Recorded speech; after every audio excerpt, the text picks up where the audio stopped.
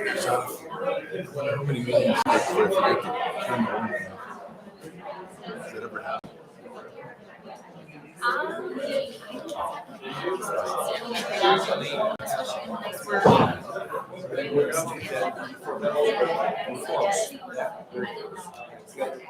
A couple of Sundays. It was a couple of Sundays. Saturdays and Sundays. And then over time.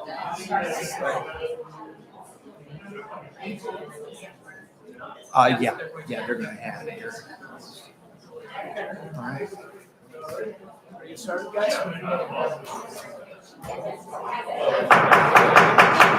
Good evening, everyone, and welcome to the Brighton Area Schools Board of Education meeting. Please rise for the Pledge of Allegiance. I pledge allegiance to the flag of the United States of America and to the republic for which it stands, one nation, under God, indivisible, with liberty and justice for all. All right, Ms. Acker, my roll call, please. Mr. Storm, Present.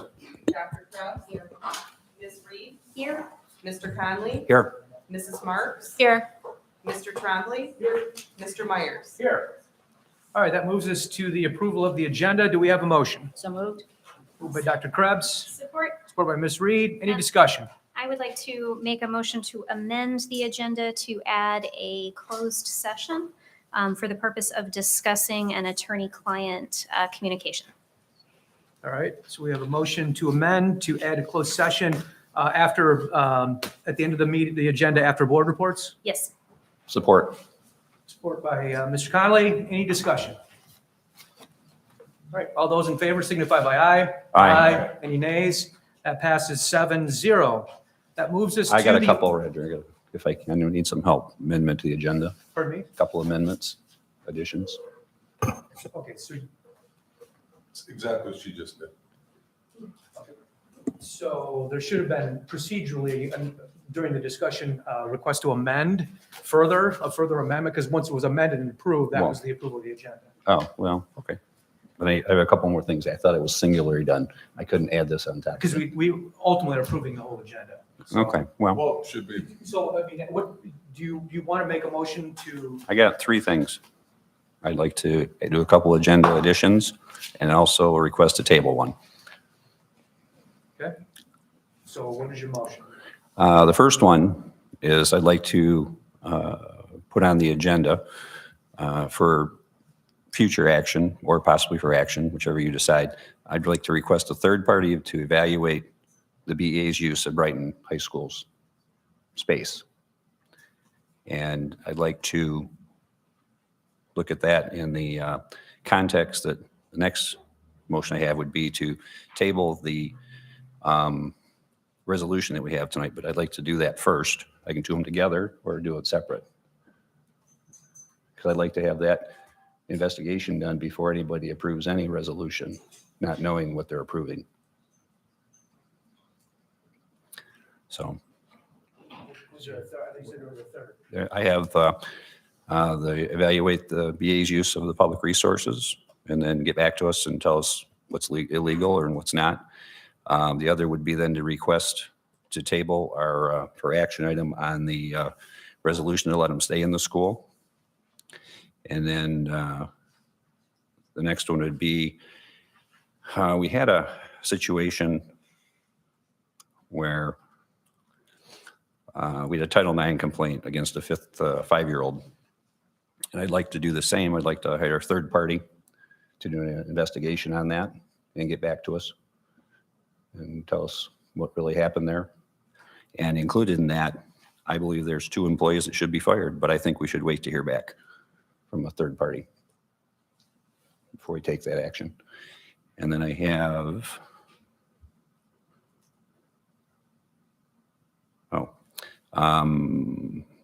I'd like to put on the agenda for action tonight an offer to cancel our contract with MASB, and then take whatever funds we have left for that, and we'll give it to the Bridge Science Lab for microscopes. I'd like to cancel that immediately in the service of Rod Green. I got one more. We have another one that we need to take action on. I'd like a motion for action, which is to purchase the vape detectors for our schools as our law enforcement recommends. I'd like that done immediately. So I'd like that on for action as well.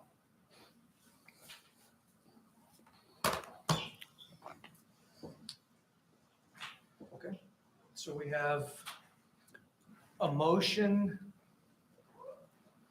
to add 2 for future action items, to table the resolution that's for action on item D, and to add 2 for future action items as proposed by Mr. Conley. Is there a second? I will second that.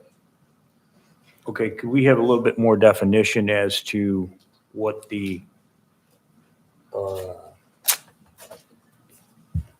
in what your third-party investigation entails on the first one? Yes. Regarding evaluation on how the resources were used and if it fell into Campaign Finance Act violations, and also to the operation that if the public schools can contribute at all to this entity. And I'm all for following the collective bargaining agreement, which they can use space after school when by request. That's not an issue here. This issue of full-time space and historical usage is what I'm trying to get to the bottom of. And I'd like it on record, and I'd like it to be determined that it was legal or not legal. And then we should get behind whatever the third-party evaluation says. So can I ask a point of clarification? So we first need to vote whether or not to put this on the agenda. Right, the correct? initial motion is to amend, we've already amended the agenda to add the closed session as a new item, Roman numeral 10. So this new proposed amendment would add 2 for future actions, add 2 for actions, and would table the current for action item D, as So David. procedurally, we've talked about not adding things for action at the night of the meeting because that does not give the board members opportunity to prepare. But that should be part of our conversation. So that's- part of the discussion is Okay, to. so are we discussing? Right, then so we've now got a we're- motion that's been clarified at Mr. Trombley's request, and it's been seconded, and so now any discussion? So Yeah. Dr. So I Krebs, guess- you want to start? Yeah, I would like to start. I said, one of the things we've talked about in the past is to not spring topics onto the board for action at the night of the board meeting, because that does not give the board members opportunity to fully prepare for it. So that's the first thing I'd like to say. The second thing, is in terms of the Title IX, I guess I just want to have a question. Dr. Outlaw, you fully informed the board about this back in December, correct? So this is not new information for us. No, it would not be new information about the case. No, Okay, so I just want, so Yeah. we've all been aware of this for some time. This is Correct. not new information, okay. Let's see. Okay, so I guess my biggest concern here is the procedural issue of springing things at this point. And I think, Mr. Conley, just a clarifying questions for me. Your intent wasn't to spring these items or the subjects on our peers, members of the board. If I heard you correctly, you're suggesting that a third party, an independent third party, investigate the Title IX situation, specifically as it relates to members of Brighton area schools and how they treated other students. Is that correct? You're 100% correct. So the only real decision is if we as a school board support bringing in an independent third party to investigate what happened and who from Brighton area schools was involved. Correct. And protect the youth in our school system. Correct. Yes, sir. And it came up. This is all new. It's not like there's time and the parent showed up in my office and I'm here representing the parents tonight. 100%. And the other item that Dr. Krebs mentioned as it relates to the BEA office in the school, again, we as a school board, we're aware of a lot of the associated details. And I think your request or your suggestion this evening is that we have an independent third party investigate again who was actually involved in that particular office. That's correct. Or to see if there were illegal activities committed in that office? Is that, I would say more like confirm there were. okay. And then we decide what to do from there. Because I have in my hand what's necessary. Now, the question is, how are we going to use it? And my position is that we shouldn't do anything to further or continue an activity that is proven historically not to be within the law, period, under any circumstances, no matter how nice we want to be. I mean, we want to be fair and balanced and everything else, but I have no interest in continuing wrongdoing. That's why it's here tonight. And this is the only night we can do it. Because if we pass the resolution, it's behind us. If I could, with all due respect, Mr. Conley, you've bundled a lot of very different things into this motion that makes it very hard for me to support it. I think on the first item that you proposed, that we have an independent third party investigating the BEA use of the high school. With all due respect, we've spent an extraordinary amount of time on that over the last 12 months here at this board table and using outside parties to verify what we can and can't do with our district facilities. So I believe that we've already conducted an investigation and talked to our attorneys about what we can and can't do. And the resolution that is crafted for action item D that you've asked to be tabled as part of your amendment represents not just how the BEA office may or may not exist, but it represents how we as a district are going to go forward with the use of all of our facilities. It's much broader than that, and I think it's important and needed. And that language was very carefully crafted based on the advice that we've received from council, and I also think that's very important. We, as a board, are prepared for that discussion later, and if you'd like to represent having that tabled when we get to that discussion, I think that's worth us hearing, but bundled with all of these other things, I don't think I can support it. Having an investigation into our district's handling of a particular Title IX case is something that I would support. We discussed that at the workshop last week, and I think the administration was prepared to go forward with that. So I'm not sure that we gain anything by putting that on for action tonight. The last two items where you're asking us to cancel our relationship with a group of Michigan school boards that work together to lobby the Michigan government in the interest of school boards and students around the state is definitely new. That's not something that we've talked about at this board table before, and I think it's inappropriate for us to put that on as a for action item. With the vape detectors, we talked only briefly about that at the workshop last week. I don't think we have enough information to act on that tonight. We don't have quotes. We don't have any information about how well these tools work, where we put them, how many we need.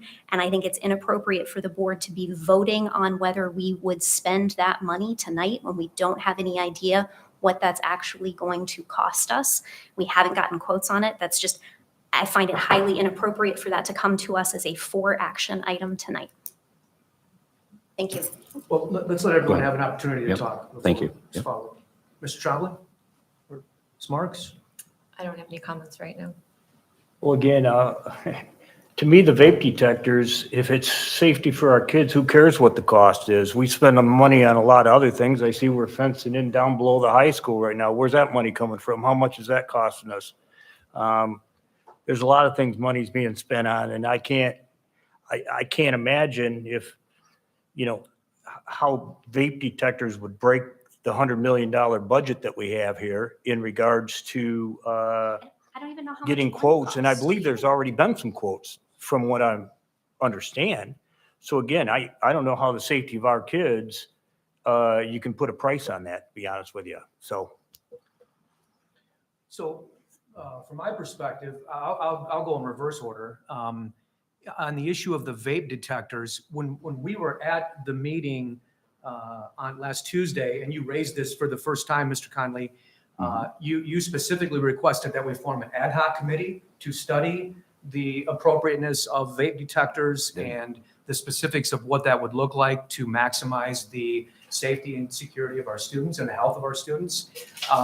While I didn't necessarily agree that that should be a topic for a full-blown ad hoc committee to be formed and to spend a bunch of time studying it, I think we all reached a consensus that that is absolutely something that is a priority for us as a board. And we specifically asked Dr. Outlaw to confer with our our district security team, including our police liaison officers, so that they could look at what is the best option for in that space to give us the maximum benefit and for the health and safety of our children. I understand there's been a meeting set up in furtherance of that based upon the request that you made at last Tuesday's meeting. I fully support following that process. I think that's absolutely appropriate, but just hijacking that process and bringing it tonight and asking it to be for action, I just don't think that is a logical consequence in following that process. And I believe that what we are going to do is have a security overview, including a threat assessment protocols that we talked about as well at the last meeting last week. That's going to come back to us on the 13th. And it would be my every expectation that when we have our next meeting, we'll be prepared to approve vape detectors. And we will do so following the process that we agreed to last Tuesday night. And we'll include the specifics as recommended by our security personnel. So I wouldn't support putting that for action for that reason alone. With regard to the cancellation of MASB, I agree 100% with Ms. Reed's comments. MASB provides a very valuable resource for all school districts in the state of Michigan. They provide extensive amount of training.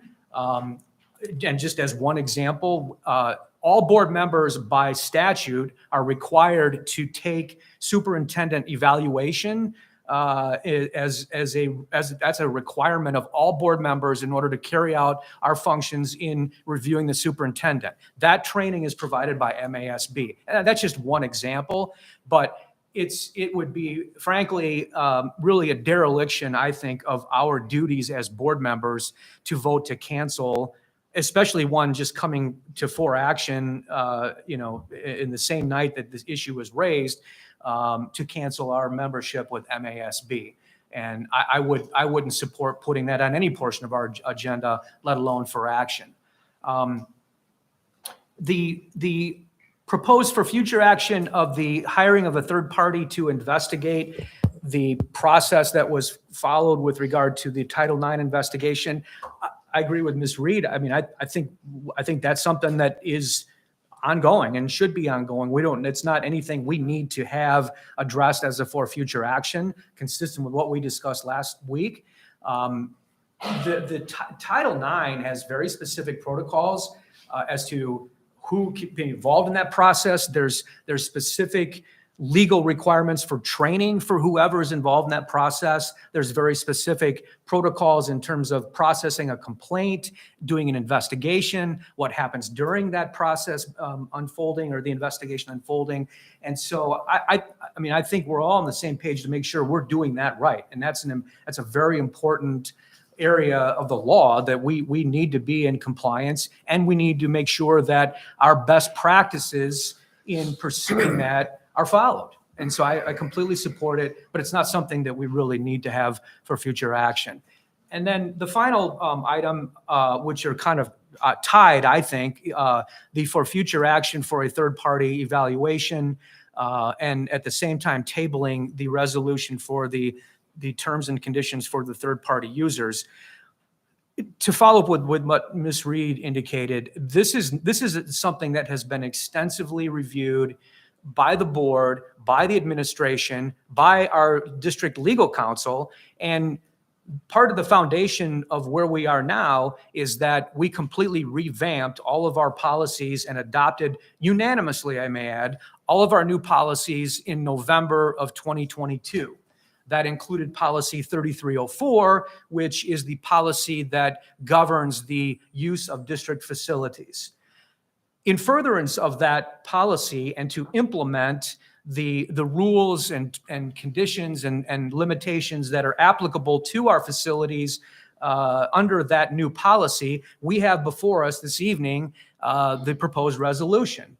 That resolution was thoroughly reviewed and vetted by our district counsel, the Thrun Law Firm. Any independent third party? No coincidence. Pardon me? Was it any independent external parties that were not affiliated with BAS? Well, our district legal counsel is not employed by us. They're our district legal counsel. There are They are the legal, ones. there are legal That's counsel. right. They're the ones that we unanimously agreed to hire to promulgate our policies. They're also the legal counsel that has represented us for the last several years in all of the legal proceedings with respect to the BEA. We've had numerous grievances, proceedings that we've actually been a party to. We've relied on the Troon Law Firm to represent us in that. So there's a long history of reliance on our district legal counsel who have given us sound legal advice. And through that advice, we have a very specific resolution that has been thoroughly vetted and has been strongly recommended by our legal counsel. And from my perspective, if we as individual board members are just callously disregarding a resolution by our district legal counsel as to how to deal with a situation like this and in furtherance of our policy, I personally think that's a violation of our fiduciary duties, because we owe it to the community, our children, all of our constituents to make prudent decisions, and disregarding the strong legal advice and vetting of our legal counsel on an issue that have been reviewed for almost a year now is I believe to be a violation of fiduciary duty. So I would not support amending it to add the for future action. I thoroughly agree that we should continue with the advice that we've been given in the direction that we've been given, and that we adopt Resolution D as has been proposed. So that's where I stand. So for all of you members of the community that have come to our school board meeting this evening, this is what bureaucracy looks like right here. This is what a bureaucracy looks like. We, was it last week? We held a workshop with the MASB. And during that workshop, we were instructed by the gentleman who facilitated it, and it's all on tape, by the way, if any of you want to actually go back and look at it. We were instructed as school board members, especially new school board members, that we need to educate you, the community. We need to educate parents. We need to educate all the stakeholders in the community to think like us and to think like the legal counsel we have, and to really believe everything that we communicate to, because we would definitely not want you to educate us.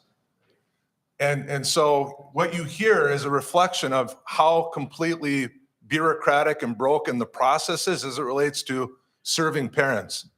Before us tonight, vape detectors, right? Do you think we could all agree, every one of us on this board, irregardless of where we fall in the political spectrum, we could agree it makes sense to empower the administration to put vape detectors into the school system?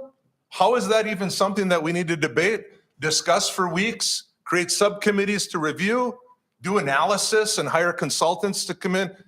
This is crazy. It's absolutely crazy. We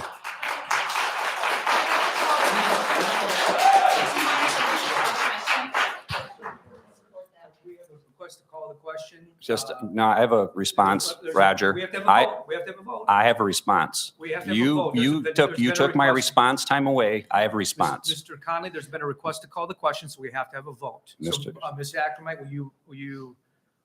Bad idea, Roger. Clarify what we're. Roger, I got a 5-year-old that was quarantined Mr. for, Conley. he was suspended for 4 days, 30 days of quarantine as well. There's a request to call the question. Fine, It's fine, let's vote. Procedurally, we And have let's to see have a how vote. everybody votes on this one, everybody.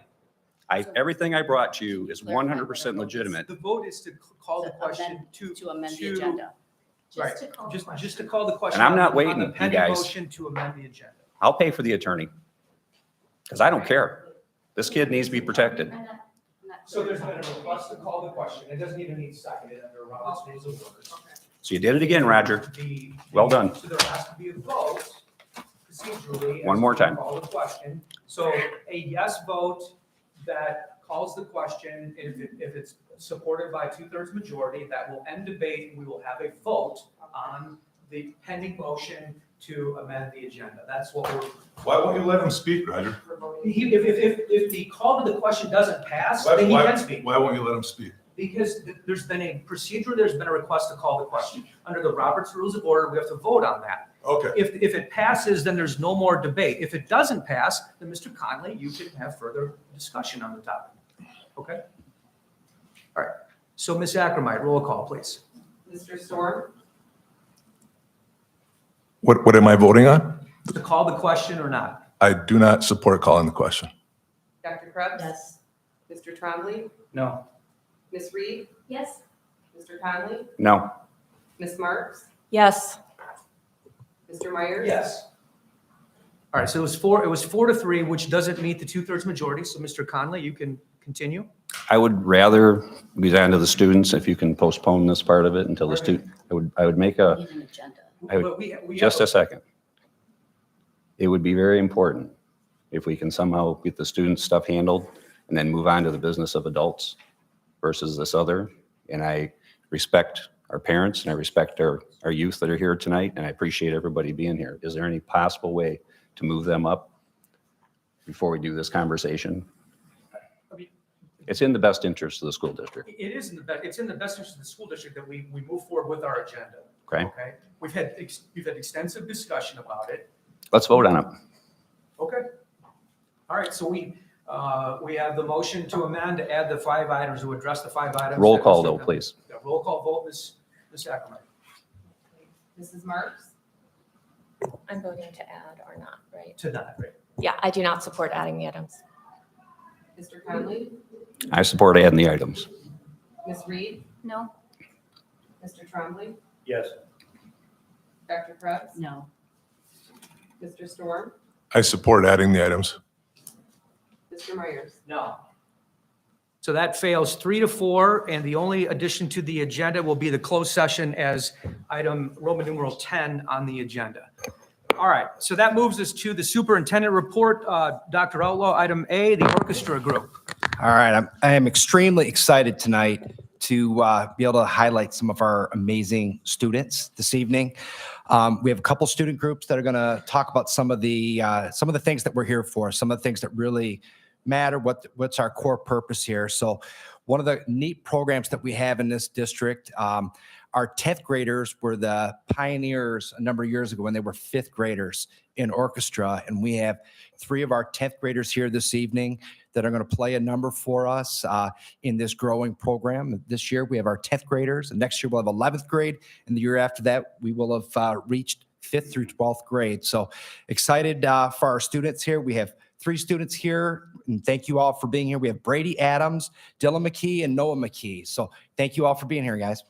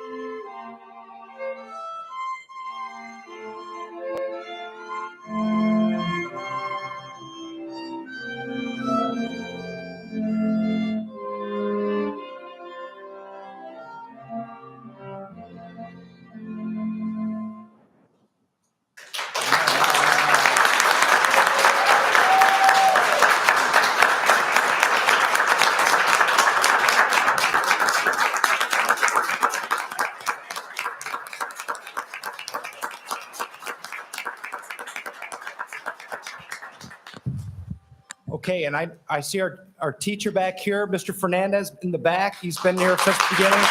Thank you, Mr. Fernandez. Right. Well, thank you, Brady, Dylan, and Noah for being here, and thanks to all of our students. I think this 10th grade class would be the pioneers, and they're really leading the way, and it's a great program, so thank you all. So- Just to clarify. Yeah. So are all three 10th graders in there? So they were part of the inaugural class that, is that correct, gentlemen? Yeah, that's wonderful. Well, What grade was that? was it fourth grade? Fifth grade. Fifth grade? Fifth grade. Yeah, it was one of the first things I remember when I became a board member that, and I think it's amazing that it shows, what tremendous things that can come from support for programs like that. And Yeah. not only in the fine arts space, but in all areas of the Yeah. district. So that's fantastic. Well, fantastic. And I'm also extremely excited. Anybody in Brighton knows that the drama program here is among the best high school drama programs anywhere in the nation, really. And coming up in March, we have Guys and Dolls that's coming up. And I'm going to introduce Christine Stunkel, who's going to come forward. And we've got a group here that's going to talk about it, maybe give us a little number here. So, Christine. Hi, everyone. I'm Christine. I'm one of the creative team directors for the musical. Every year, we engage approximately 100 students from Brighton High School in our production, both on stage and behind the scenes on our crews. We have an equal number of parents and volunteers in the community that come in and work with our students. And many, if not most of them, are professionals in their field, professional singers, professional actors, directors, lighting and sound engineers, professional costumers, and many other areas of professionals in marketing. So the kids are really exposed to a lot of hands-on work with professionals in those fields. Our students have gone on to be successful in theater arts careers, as well as many other careers, engineers, doctors, all kinds of successes. So we have a big role with that. The result is an intergenerational experience for our students, working with not just the kids club, but really getting community involvement. I think that's one of the things that makes our program unique. If you haven't seen one of our shows, you do not know what you are missing. Our productions are not typical for a high school theater program. I really believe our programs are better than many college productions I've seen. So if you haven't gotten to one, now's your chance. This year we're doing a classic, Guys and Dolls, which is a beautiful story about real down-to-earth people who have romantic ideas and also want to get rich quick. It's a love story, it's a comedy, it's got drama, it's a lot of fun. Our tickets sell out almost every show every year, so don't procrastinate to buy your tickets. We have 2 weekends starting March 10th. You can find out more about our program and tickets by going to brightmusical.com. So tonight we have Barrett Von Buskirk and Sophia Dreamer. They play the roles of Sky and Sarah, who are total opposites in life, but somehow they fall in love. So they are singing a song called I've Never Been in Love Before.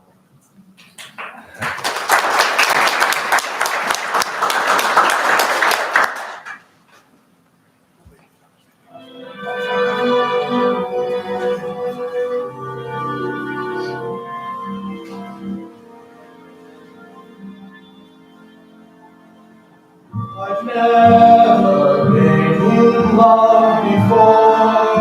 Now all at once it's you forevermore. I've never been in love before. I thought my heart was safe. I thought I knew the score. But this is wine that's all too strange and strong. I'm full of foolish song, and now my song must go. So please forgive this helpless haze I think I've really never been in love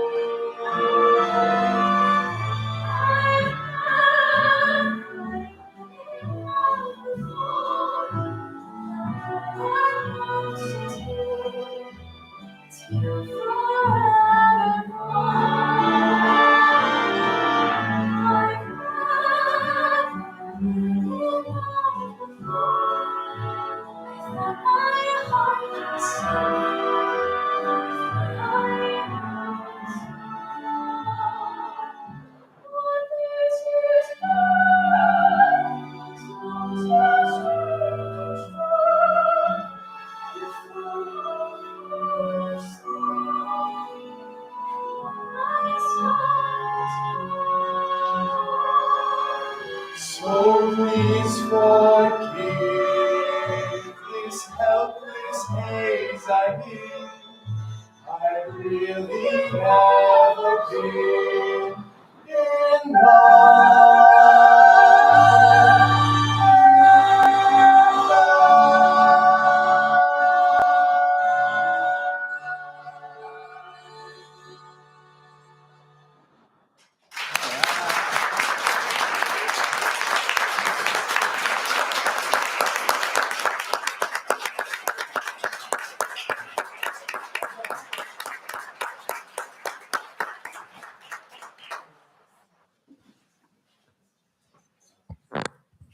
Yeah, thank you very much.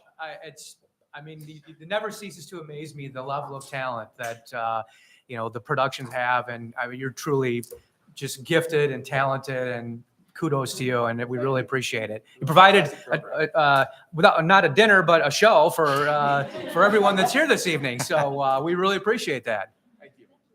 Yes, thank you very much. Outstanding.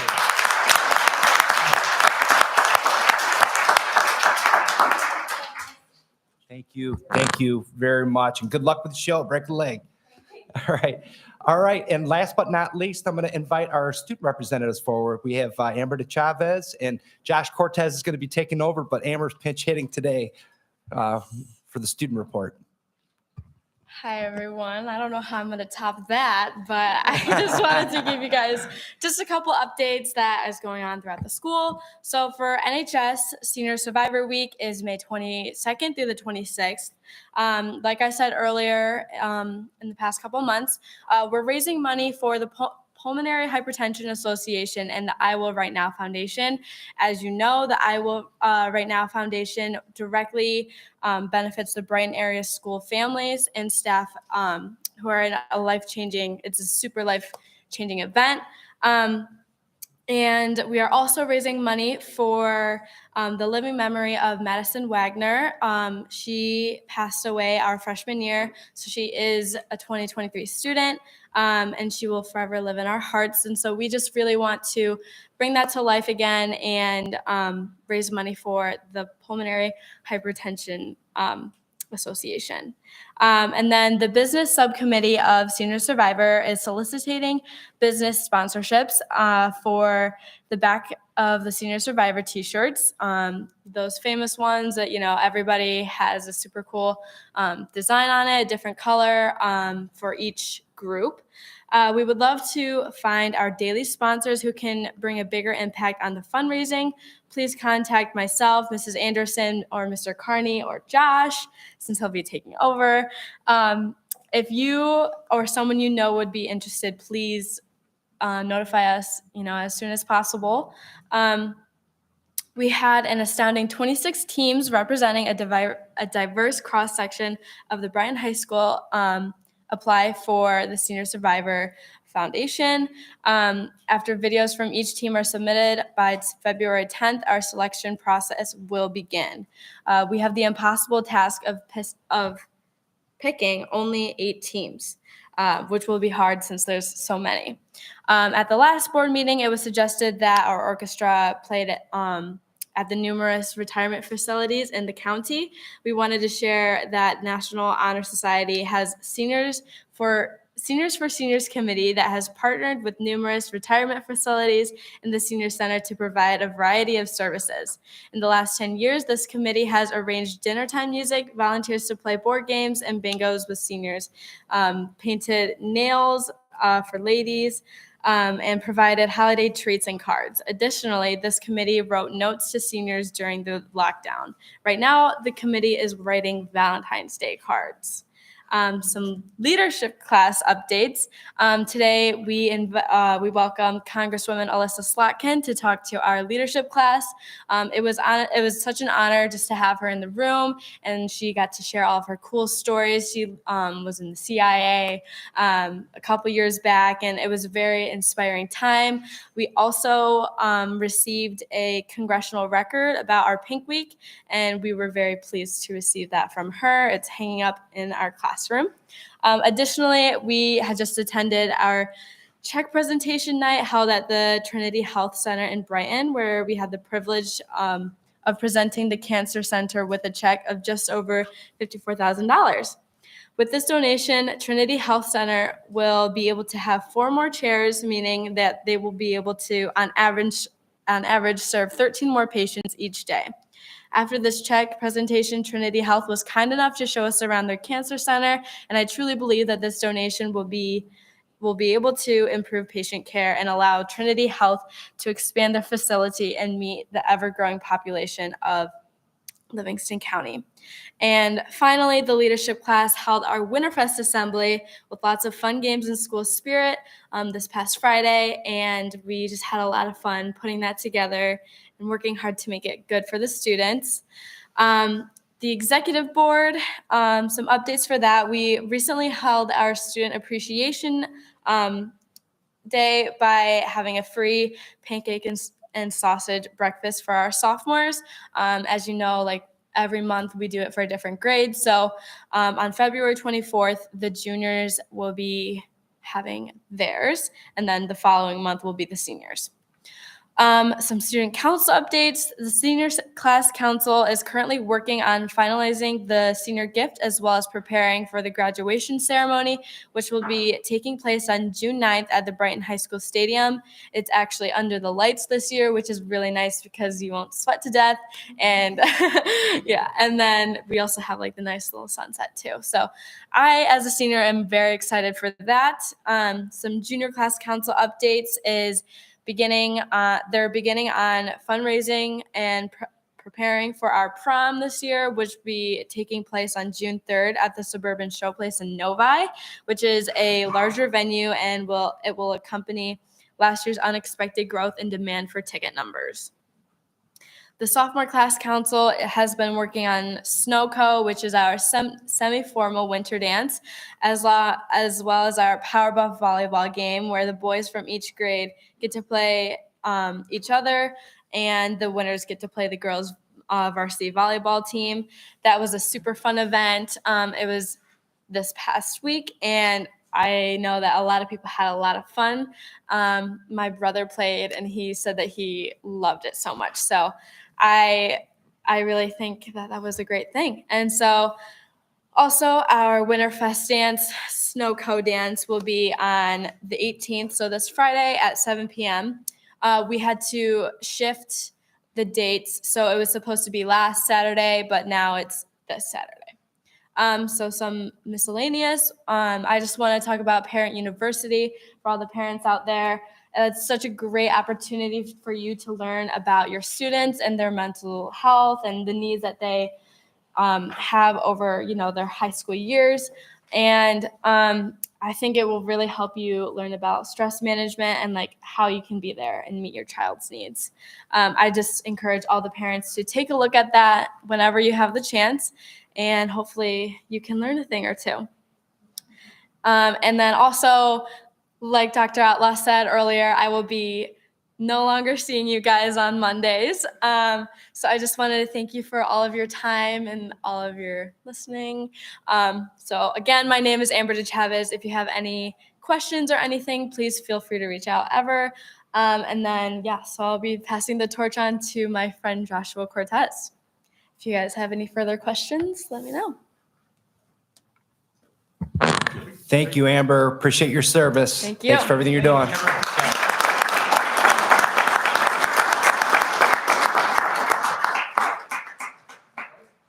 Okay, that concludes the superintendent report portion of our agenda and moves us to the call to the public. If there is anyone here this evening that would like to address the board, this is your opportunity to do so. There are cards at the rear of the room that we ask that you fill out, place in the box to the left of Mr. Scaling there, and then I will call your name when you are to go to the podium. I will also identify the person that is next to help move the process along. You have 3 minutes to address the board.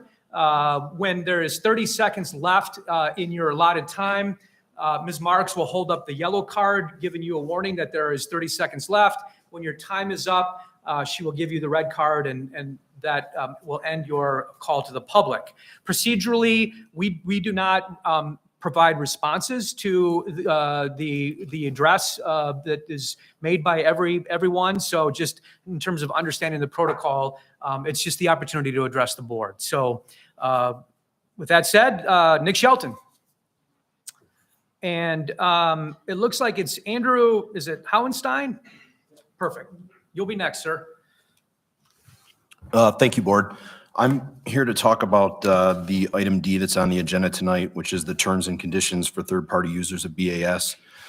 My main concern with the document as it's written right now is Ms. Reed in the comments to open tonight suggested that the document was not crafted in direct response to the BEA being in the high school now, yet the BEA is specifically mentioned in the document.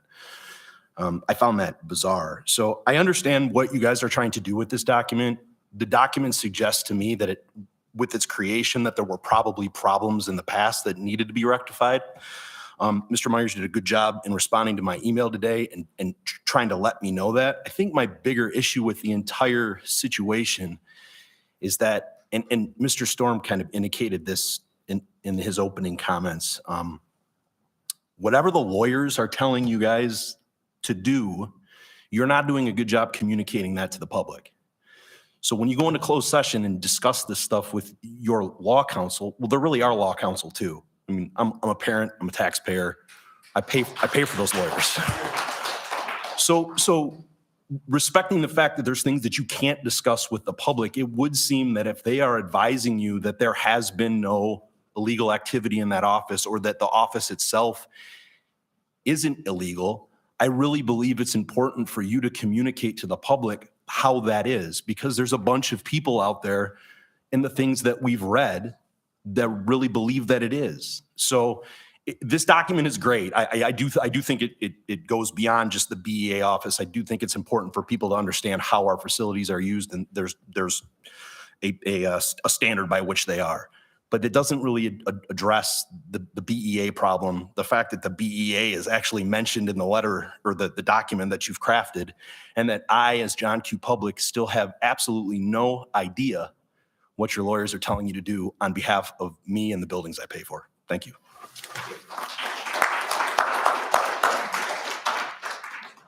And then Susan Tobolewski will be next.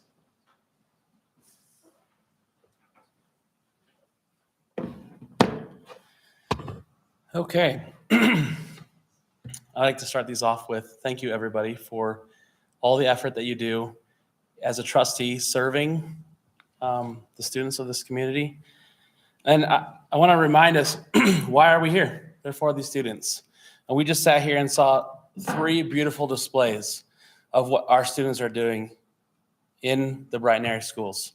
We saw music. We saw a performance that I was watching was bringing smiles to a lot of people's faces.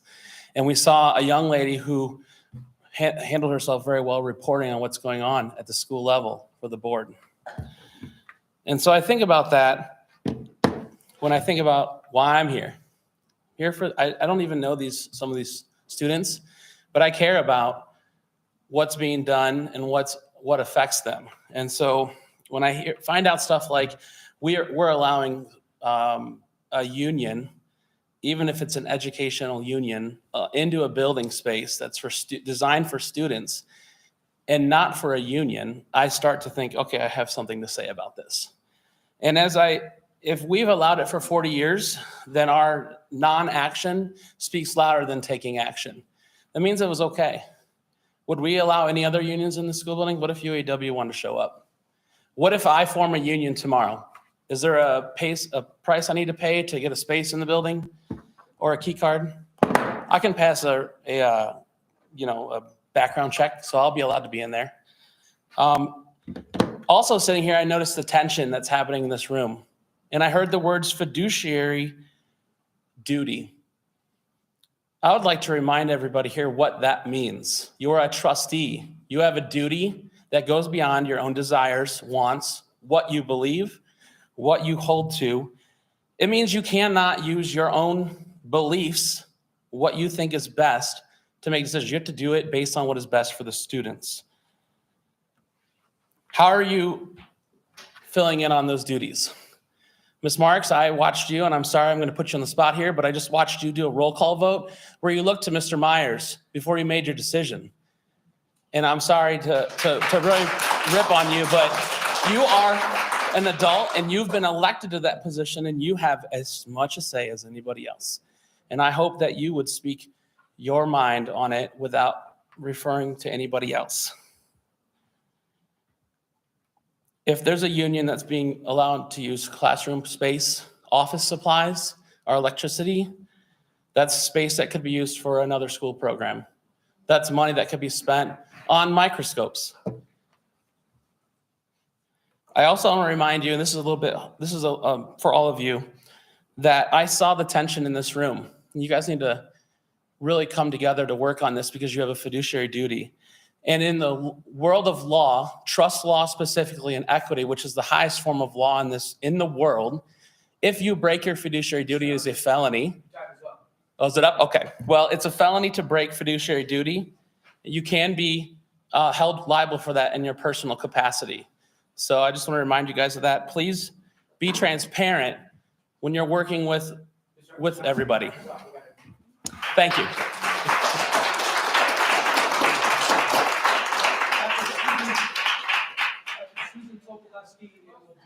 Jeff Topolewski. He actually had to leave. So, sorry. He had to leave, so he will not be speaking. Okay. Then after Ms. Topolewski will be Kelly Uphouse. Good evening. I first want to thank Dr. Outlaw for getting back to me today on a very timely issue that I had raised with him and the board. I do appreciate his response, and I take him at his word for what he shared in that response. Before I get to the issue that I wanted to address that's on the agenda tonight, I did want to address the issue of the MASB, and I wanted to remind this community and this board and this administration that on September 29th of 2021, a letter was sent to the President of the United States, so-called president, and it was from the National School Board Association, who the MASB is tied to and connected with. And I'm going to read the words that they shared in that letter, if I can get it to come up. NSBA believes immediate assistance is required to protect our students, school board members, and educators who are susceptible to acts of violence affecting interstate commerce because of threats to their districts, families, and personal safety. This letter was essentially an incrimination on parents like me and these parents out here who come to these meetings to express our very valid and real concerns to you, okay? We were vilified, we were demonized, we were attacked, and in many cases, targeted across this country and across this state. So I think it would actually be wise and prudent for this board to consider examining your affiliation with the Michigan Association of School Boards, and maybe, who knows, you could be the trailblazers for creating a new organization that could set a precedent of collaboration and cooperation between yourselves and the community out here, parents, grandparents, students, community members. That's what we want. Is that what you want? Now, to get onto the topic of tonight's agenda, I have two really brief, quick things to say about it. I would appreciate that this board take into consideration the fact that a school union, BEA, does not belong in the district. It is your opportunity to correct the wrongs of the past. You didn't create the wrong, but it's your obligation, responsibility, and duty to correct the wrong that has taken place. Secondly, I would like to say that these newsletters that are being produced have incriminated members of this board. They've incriminated our superintendent, and I'm going to share a few of those words. This is from the report of November 2022 from Mr. Barry Good, the president's report. Barry suggested to Dr. Outlaw that members take photos of Connolly, Mr. Connolly, during such after-hours activities and send the photos to Barry. Dr. Outlaw approved of this. It was suggested we use security cameras to track Connolly's movements in buildings after hours. Is this what anyone here wants this board or this district or anyone else to engage in? I think not. Thank you.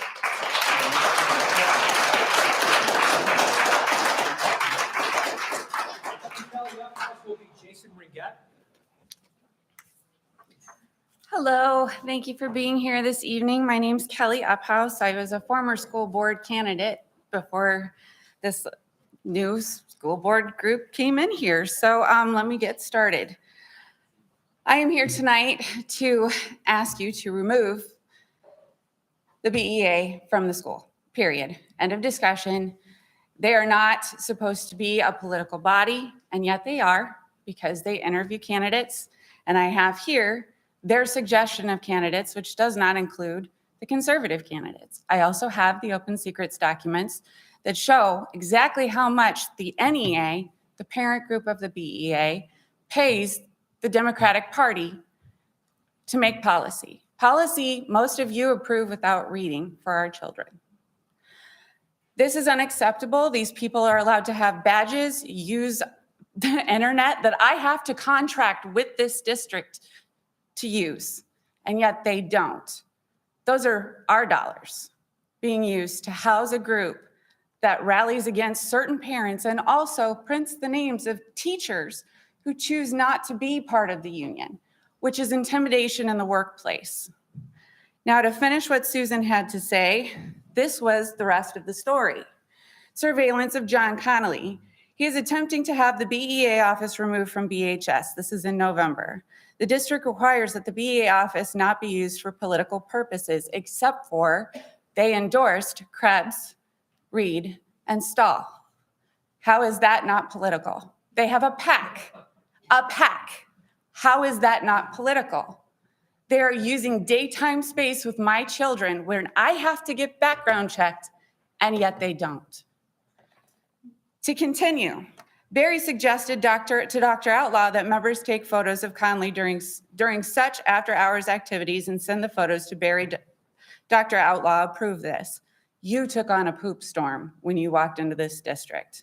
And I hope that you listen when we say, please remove this. This policy needs to go. This policy is unacceptable. It references the BEA. And as of right now, it's not covering any third party because it references the BEA. They should not be in there, period. To continue, it was suggested that we use the security cameras to track Connolly's movements in buildings after hours.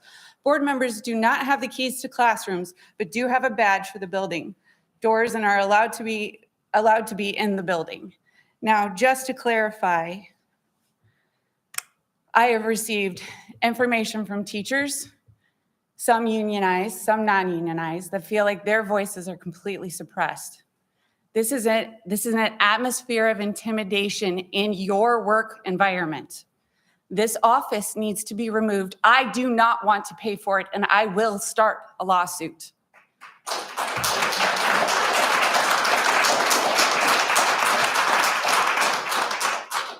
Secretary Mr. Ringett will be Jared Elman.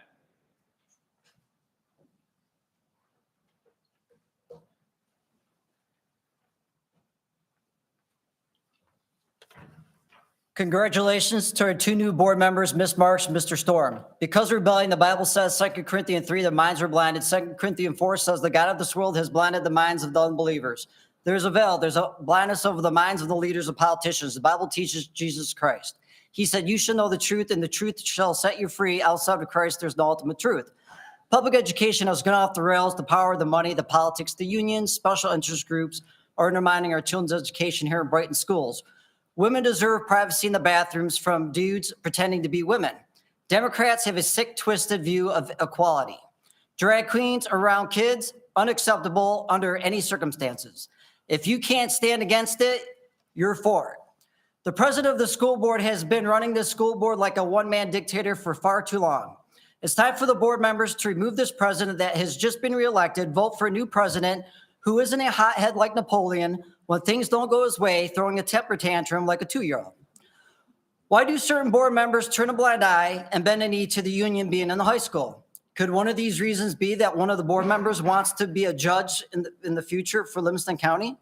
Could it be they ran for a school board position to use it for a stepping stone for throw their hat in the ring to be a judge? Could it be they don't want to make any waves with the union because they want the union's endorsement and support for the election? Inquiring minds would like to know. In the year 2022, when the several Brighton school board members voting, masking, and imposing healthy quarantines on our kids, not using any peer-reviewed, replicated, scientific, multiple studies to back up their reckless actions, does anyone remember when the teachers union stepped in fighting for our kids' constitutional rights to be unmasked to protect our kids' health? Fighting to stop healthy quarantines to keep our kids in school to get an education? Understand people by their actions and you'll be fooled by their words. How much money has the teachers union given the Brighton school kids in education, skilled trades, or bonuses, checks to our awesome teachers in the last 40 years? SEL, DEI, and Safe Space Science is about shaping, changing, transforming the attitudes, values, and beliefs of our children, pushing radical Marxist ideology, and brainwashing our children. It's rooted in progressive social justice ideology that divides anyone who questions the radical group's agenda. Its purpose is to separate children from God and the nuclear family, using propaganda, conditioning them. This is just a small snippet of how divisive and dangerous SEL is to our kids. The main goal of SEL program is to remove the minds of the social engineering through subjective assessments that highlight the feelings, opinions, and beliefs of multiculturalism, political correctness, diversity, global warming, gender theory, and social justice. SEL, DI, and Safe Space Science have nothing to do in making a child proficient in math, reading, writing, or science. It's wasting taxpayer dollars. SEL, DEI is riddled with sexualization, grooming tactics pushed by groomers to exploit our children. Thank you very much.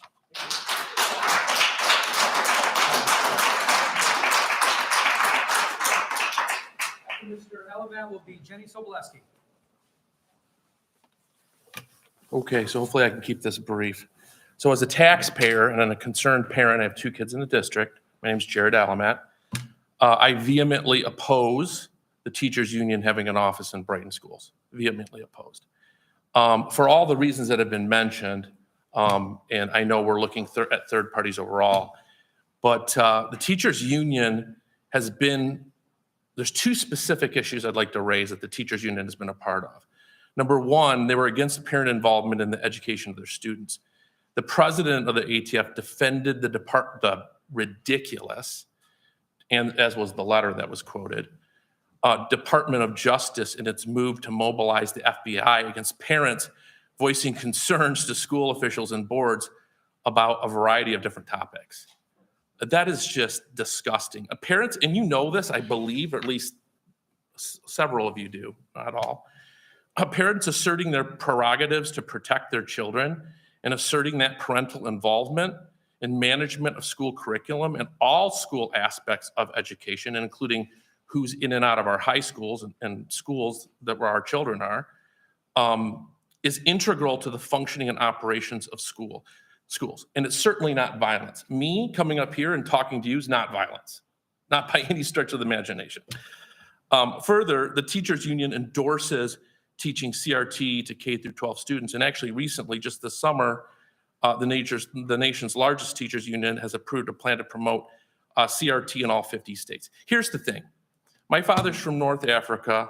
My mom's from Europe. My wife's from Europe. Okay. I've lived all over the world. Okay. We're not a racist family. I teach my kids to love and respect everybody. I don't care what color their skin is. I don't care what their orientation is. I don't care about any of that. Everybody deserves love and respect. But this neo-Marxist ideology teaches that a person is defined above all else by their race, gender, and sexual orientation, and that American institutions are designed to ensure white supremacy and the patriarchy, which I believe is absolute nonsense.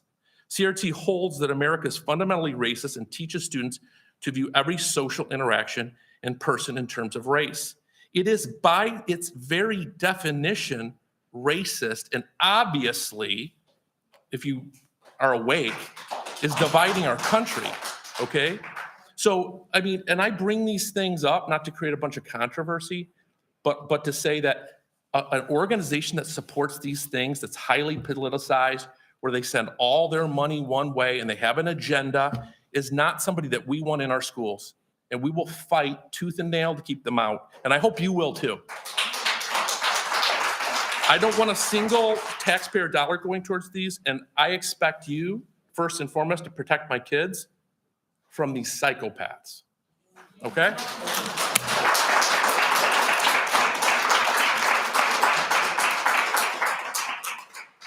Ms. Sobolewski will be Lisa Barovic, I believe is, hopefully I pronounced that right. Good evening to our Board of Education and our district leadership. Thank you for this opportunity to speak with you. My name is Jenny Sobolewski. My family is a school of choice family here in Brighton. I have 5 current or upcoming children who are Brighton students. I am also a 3rd grade teacher in this district, and I am the BEA. I am the vice president of the elementary level in the Brighton Education Association. I'm here today to speak with you about some concerning information that I recently read through a local news source. It appears that there are certain board members who are interested in causing a rift between the school district and the local teachers union. This is disconcerting considering that we have an amicable relationship right now between those two parties, especially after a successful bargaining session this past summer. 88% of our teaching staff is part of the BEA. Many of you have children who have been taught and cared for by teachers who are a part of our local union. We are fellow parents and community members with you. Say for that 1 year, it's been rather peaceful on this labor front. Our district is better for the respect and communication that exists between the BEA and the Brighton Area Schools leadership. This summer, I was honored to take part in the negotiations process. I was impressed with the problem-solving focus of our combined parties. We would sit together at the table, sharing perspectives and out-of-the-box thinking, and if we needed to organize our thoughts, we were able to step down the hall to the BEA office before coming back together to present new ideas and compromises. Inspiration was found in that little BEA office, surrounded by Brighton swag, as we kept asking ourselves, how can we best serve our students? As a board, you voted to approve the fruits of our collective labor, and we appreciate you for your contribution to the success of our school district. Now, there's a faction that's trying to compromise the progress we've made as a collaborative whole. They are choosing to focus on menial things rather than seeing the big picture. They're seeking division rather than helping us work towards the greatest goal of helping our students become thoughtful, lifelong learners in an environment of mutual trust and respect. I don't believe that the faction represents the vision of the majority of the board. I would ask that as a unified body, you work constructively and collaboratively with all stakeholders to ensure that we are focusing on the issues that matter.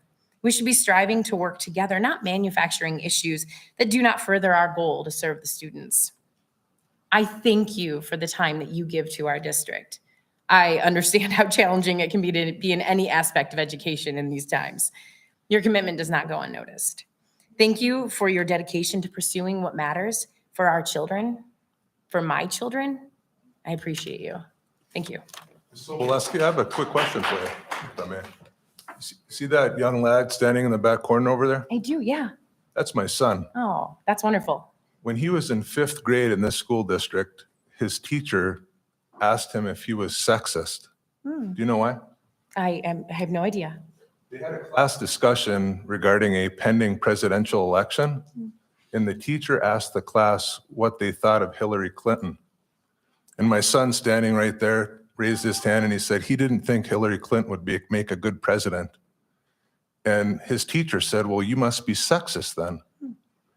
That evening at dinner, when we were having dinner, I asked my children what they thought of their school day. How did their school day go? And my son said, Dad, what does it mean to be sexist?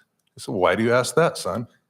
Well, my teacher asked for input. We were having a class discussion on the pending presidential election and asked what we thought of Hillary Clinton becoming the next president. And I said, I didn't think she'd make a good president. And he said, well, my teacher said I'm sexist for that. So there are a lot of parents in this district, I'm one of them, that's why I ran for school board, who send their children to school every day. And we don't want our children to be brainwashed when they go to class.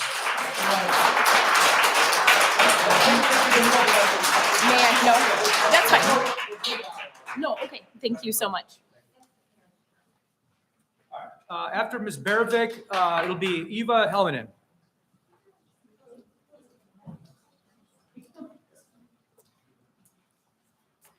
Good evening.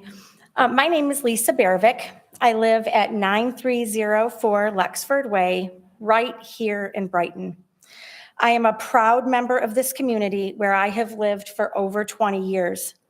Not only am I proud to be a Brighton teacher, but I am also a proud patriot and a taxpayer of this community. I enjoy running into former students within the community while out to dinner and shopping at the grocery store, and I take pride in the fact that I directly serve my community in such an important way. I want to remind us all of Brighton's mission statement, which says that we will engage every student in a quality learning experience, empowering each student to become a thoughtful, lifelong learner in an environment of mutual trust and respect. When the whole Brighton Area Schools team, and that includes teachers, BEA, staff, administration, and school board, when we are laser focused on delivering our mission statement, we have an energetic, positive, and productive outcome to which I have witnessed. The BEA is a critical partner to the administration in delivering excellence in education, and having a productive and mutually respectful relationship is extremely important. The BEA has been and will always be a part of the Brighton Area Schools team. Please keep in mind that I and my fellow teachers, we are the BEA. I was confused when hearing that some members of the school board are pushing a divisive and counterproductive effort to evict the BEA from its small office within the Brighton High School that it has been utilizing for over 30 years. This seems to be a blatant attempt to sow discord into the Brighton Area Schools team and distract us all from our collective mission statement, which is about the students. I have a hard time believing that many of you actually are in favor of such an agenda.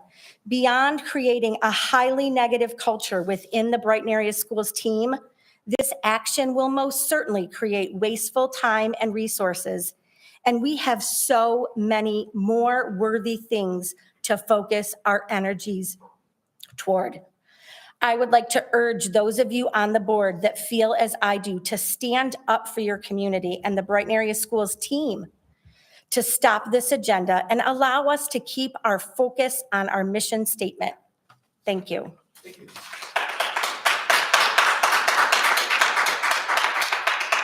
After Ms. Helminen will be Anna Penela. Hi, Eva Helminen, Brighton Lake Road. I'm not here to talk about the hockey team tonight, even though our project is coming along swimmingly. During the course of the conversation and people's commentary, this came to my mind. I had a kindergarten teacher at Brighton that has had most of my children. My oldest is 40 and I still have a son in Brighton High School. She said, I'll never forget when you walked in and you were a very young mom and you said to me, I send my kids to school to learn what they got to learn, but I tell them, don't believe anything they tell you. Come home and talk to me about it and I'll tell you how to believe. And I said to her, I said that as a young parent? She said, yeah. She goes, that's called parenting. And that is what I'm afraid has gotten lost with some of these educators and parents. We're giving the educating of our children up to teachers. Teachers should teach them math, reading, writing, science, but not science that has a view with it. So that thought just came to my mind. That's not exactly what I had written here on my long list of notes on this envelope, but it is apparent that there are, my notes say, school board members here that support the teachers union over the students. And the condescending manner in which one of our board members has been treated because they've dared to swim upstream is very apparent. I've been attending these meetings since the beginning of COVID, and if I haven't been able to attend, I listen online, and that is what is disruptive. And I don't come up here and speak eloquently and spend 5 hours making a beautiful presentation because I have a business to run. But I know my feelings, and my feelings are such that there's something wrong when a union is inside of a school. I don't believe that the auto workers unions are at the Ford main offices. I work there. I go there. I see these people. For them to think that that's causing divisiveness to move the union office out of the high school, there's something wrong with their agenda. So I say let's not allow the union to use our resources. It is illegal. Changing the language, as I was reading in the paper, the news release, to allow the union to stay, I don't believe that's acceptable. And why are we always fighting for the union? You school board members should be fighting for us, the parents, and for our students. Thank you.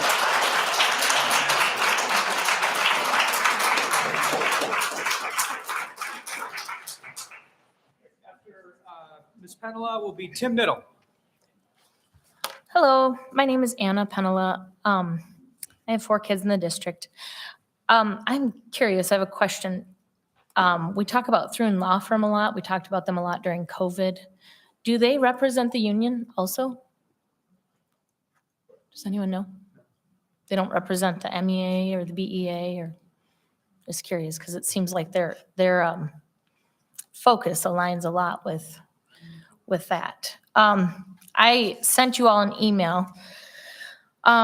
I did some research over the weekend regarding the union office in the high school, and according to the Michigan Campaign Finance Act, Section 57, it stipulates a public body or person acting for a public body must not use or authorize the use of public funds or resources. One of these resources is clearly our building and a classroom in the building, using our electricity, internet, lights, custodial uses. It says it's intended to prevent those who control public resources from using those resources to influence the outcome of an election. I mean, we just heard that the BEA supported candidates from only one side of the aisle. That's clearly a political conflict, and why would we support illegal behavior? I appreciate the teachers that are here. I think a few of them have taught my children. But they make it sound like we're trying to break up the BEA just by asking them to meet somewhere else. We're just saying, find a new spot. Why allow this controversy to continue? And Ms. Sobolewski mentioned that, this is a menial issue. Breaking the law is not menial. That's a pretty big deal, and it's actually one of the things that I referenced in my email is the Michigan Campaign Finance Act, Section 57, is attached to financial penalties. So fiduciarily, you are responsible to handle our money. I mean, it says a person who knowingly violates this section is guilty of a misdemeanor punishable if the person is an individual by a fine of not more than $1,000 or imprisonment for not more than a year, or both. If the person is not an individual, which we would clearly not be, a fine not more than $20,000. I bet you we could get microscopes with $20,000. Let's just eliminate the issue. Whether we inherited this issue from the past doesn't mean it's okay to continue to break the law. We've acknowledged this exists. Let's address it. I'm curious, if we continue to move forward to allow the union to use the space, can I use the space too? And who do I contact to use the space? Thank you.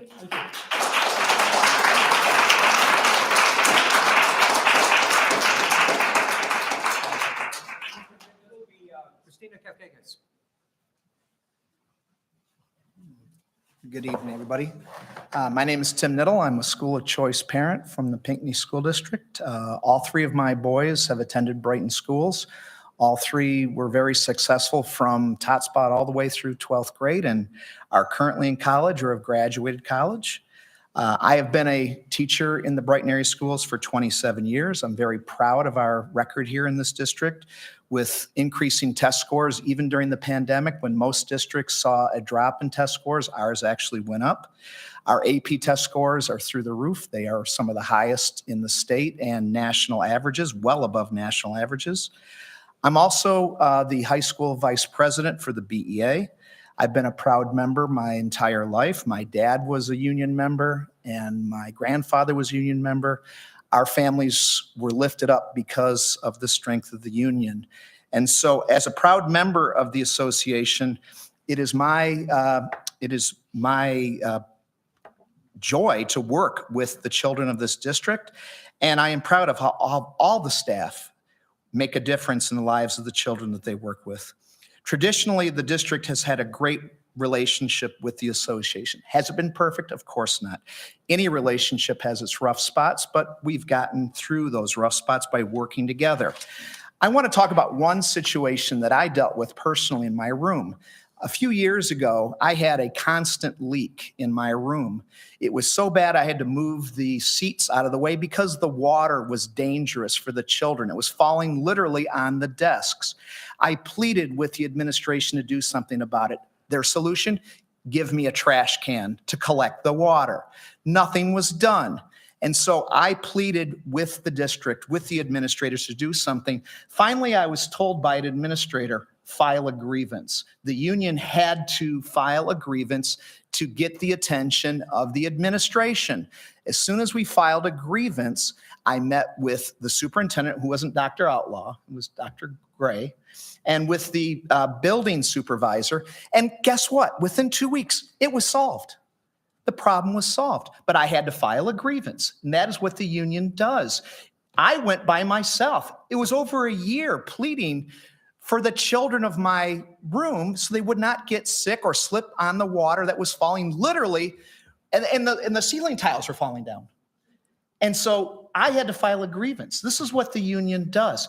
I do this on behalf of the children, okay? So the union not only does things for our benefit of our family, but for all children that are in the district. So I'm just kind of confused why we can't all work together and why we have to be so divisive on this issue. Thank you.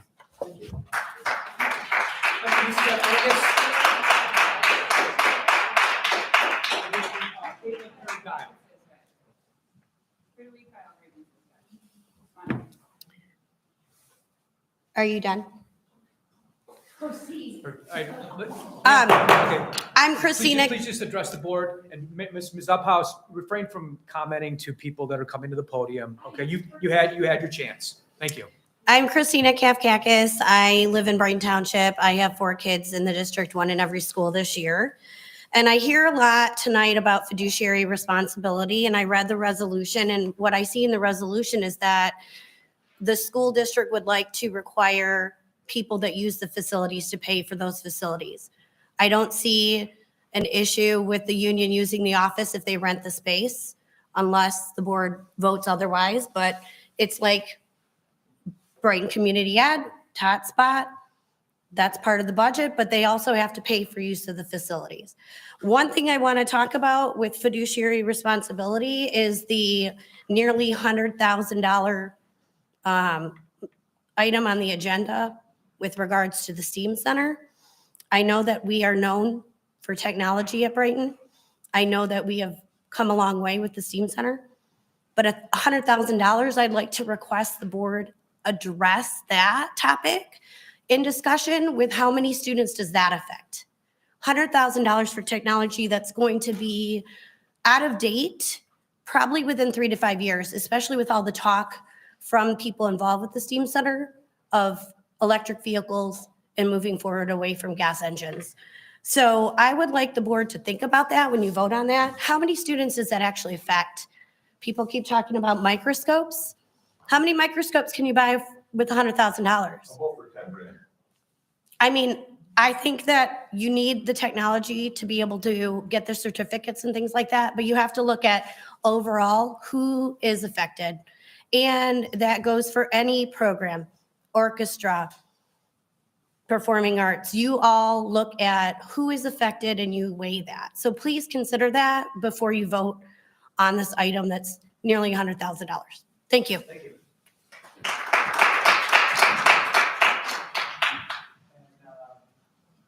Mary Dial is the last card that we have. Is there any further cards in the? Okay. Good evening. I'm Caitlin Perry Dial. I live here in the city of Brighton. I have 2 children in the district. And I'm also a proud union member, an MEA union member. And I want to stand here tonight in support of our teachers in our district because the BEA are our teachers. This office, it was an issue that's a non-issue. It's an agreement. I actually am in favor of tonight's agenda item in looking at third-party usage of facilities because, yeah, it seems that, a long time there was a word-of-mouth agreement.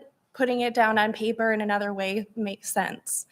But to have bad actors stirring up controversy where there is none in this district is exactly what some of our fellow teachers or my fellow union members have said. It's disruptive to the team.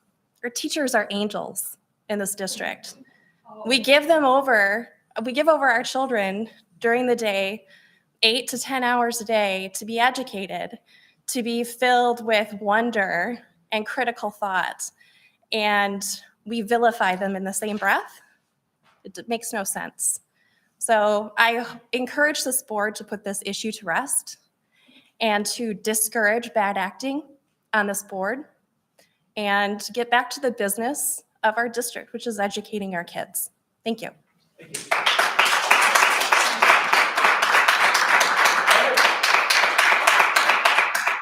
That will conclude the call to the public portion of our agenda for this evening and move us into for action. Item A, regular meeting minutes of January 23, 2023. Do we have a motion to approve the minutes as presented? I have a quick question, Roger. As a new member of the school board, do we as a school board have the opportunity, once call to the public is closed, to actually have a discussion about the subject that was brought before us? I mean, there's a lot of parents who come in front of the school board, and I've just, I often wondered when I was sitting in the audience, we moved to the next agenda item, but we never really have an opportunity to discuss what was presented to us. And to the gentleman that presented, Nick, who commented on transparency and the public's need to hear us, I often wonder, how does the public, do the folks from both sides that come to these meetings and share their opinion with us, how do we have an opportunity to share our thoughts with the public who elects us to this position if we just move to the next agenda item?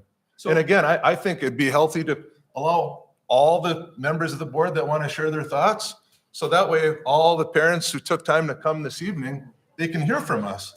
And that's a genuine question, Roger. I'm not. So it falls into 2 categories. If there is a question or a comment that's been made with respect to an agenda item, which I believe 100% this evening, they were all related to an agenda item, that's going to be a topic of discussion at that point of the agenda when it comes forward for a motion. So we can all, and frequently, I know I have, and I think others have as well, where somebody's made a comment, and I'll work that into my discussion to, answer a question. I know Ms. Penela asked a question about Troon, and I'm happy to provide some further insight as to them in the context of that. So that's how the comments that were made with respect to agenda items. With respect to non-agenda items, typically those non-agenda items are something that then we have the administration follow up with. A lot of times they're questions about, what's going on with this or what's going on with that. Sometimes Dr. Outlaw can just answer the question immediately, and he's done that. In fact, he did that, I think, in the January meeting as well, on a couple of non-agenda items. Because typically non-agenda items may be something we're not even aware of, right? Because it's not on the agenda. Yep. So that's how it gives the public the opportunity to, to be able to have that feedback either in the context of the item that's on the agenda, or if it's a non-agenda item, have Dr. Outlaw follow up, or whoever in the administration, if it's a building principal issue that needs follow up. And then, as we discussed last Tuesday at our workshop, I think that it's a good idea that then any non-agenda items that were raised, then we can have a follow-up with Dr. Outlaw as to how that issue was followed up with the parent or community member, whomever that raised the issue. So that's how, it's to be addressed Thank you. depending on the issue. Are there any non-agenda items, Dr. Outlaw, that you've captured? No, every topic hit on the union office, so I think Thank you. we're gonna be able to get it tonight. Thank you, Mr. Stone. Good question for clarification. All right, so do we have a motion to approve the regular meeting minutes of January 23, 2023 as presented? So moved. Moved by Ms. Reed. Support by Dr. Krebs. Any discussion? All those in favor signify by aye. Aye. Any nays? That passes 7-0. The next item are the special meeting minutes of February 7, 2023. Do we have a motion to approve the minutes as presented? So moved. By Dr. Krebs. Support. Supported by Ms. Reed. Any discussion? All right, all those in favor signify by aye. Aye. Any nays? That passes 7-0. The next item is item C, Human Resources Report. Mr. Scaling. Yes, good evening. Human Resource Report is presented for your review. There is one resignation and one retirement. With regards to the retirement, Mr. Jeff Bean is retiring from his career in public education. Jeff joined Brighton Area Schools in 2012 as a math teacher. He was served as a principal of secondary instruction for the district beginning in 2015. Jeff has been a teacher and administrator in public education for almost 27 years, 11 of those with Brighton Area Schools. We'd like to wish Jeff and his family all the best in his retirement from education and in his future endeavors. We ask you to approve the report as presented. Do we have a motion to approve the Human Resources Report as presented? So moved. Support. Moved by Ms. Reed, supported by Mr. Conley. Any discussion? Just thank him for his service to the district. He's been a phenomenal leader. I second that. Support that. Yeah, I agree. We are going to miss Mr. Bean's presence and leadership in the high school, but certainly wish him all the best in his future adventures in the next phase of his life. So no further discussion. All those in favor of accepting and approving the Human Resources Report indicate by aye. Aye. Any nays? That passes 7-0. That moves us to item D, terms and conditions for third-party users of BAS facilities. Do we have a motion for approval of the resolution as presented? So moved. Moved by Ms. Reed, supported by Dr. Krebs. Any discussion? If I could, I appreciate that we had a lot of folks come in tonight to share their thoughts and views on the BEA office with us. It is very important to have an involved community, and I sincerely appreciate everyone taking their time to share their thoughts and concerns with the board. This resolution for me certainly was triggered by some discussions that we have had at the board table and in closed session around the BEA office. But I do think it's important that this resolution is crafted to cover more than just that one situation and to make clear what the Brighton Area Schools expectations are when we have any third party that is using our facilities. I am very glad to see that the resolution requires that anyone that's going to use the facilities for a duration of more than 6 months will need to have that use brought before the board for a vote so that we will have insight into any long-term contracts that our administration wants to enter into. And I think that will provide us with a good level of transparency and a check on whether we think the facilities that our community is paying for and supporting are being used appropriately.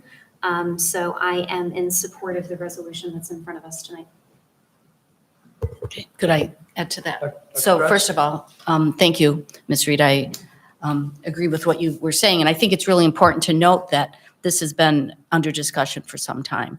And I think it's important to note that What has been under discussion, Dr. Krebs? Just for the clarity. the use of the BEA office. The resolution? The use of the BEA office. Oh, the use of the BA office. Okay. The use of the BEA office has been under discussion for some time. Okay, thank you. In fact, we've been following the advice of our legal counsel for some time regarding this.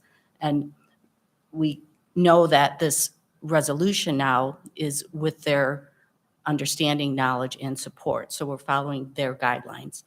I remember one of the times we talked, Mr. Storm, is one of the things you said is that you would think that it's important for us to follow legal counsel. This is No, what. actually, I said pass. Excuse me, I'm still speaking. Well, you addressed me, so I was responding I to your comment. understand that, but would you let me finish Sure, my sure. statement before you jump in? When we met, one of the things you said to me was that you would wholeheartedly support legal advice when it was given to us, that you think we should be following legal advice. You may respond to that, please. So what I recall saying to Dr. Krebs and to the broader board was that past precedent is something that when it comes to matters of labor law, past precedent and precedent carries a lot of weight in a court of law. Anytime you're having any type of labor discussions in a court of law, past precedent is a very, very important consideration for any matter like this. Yes.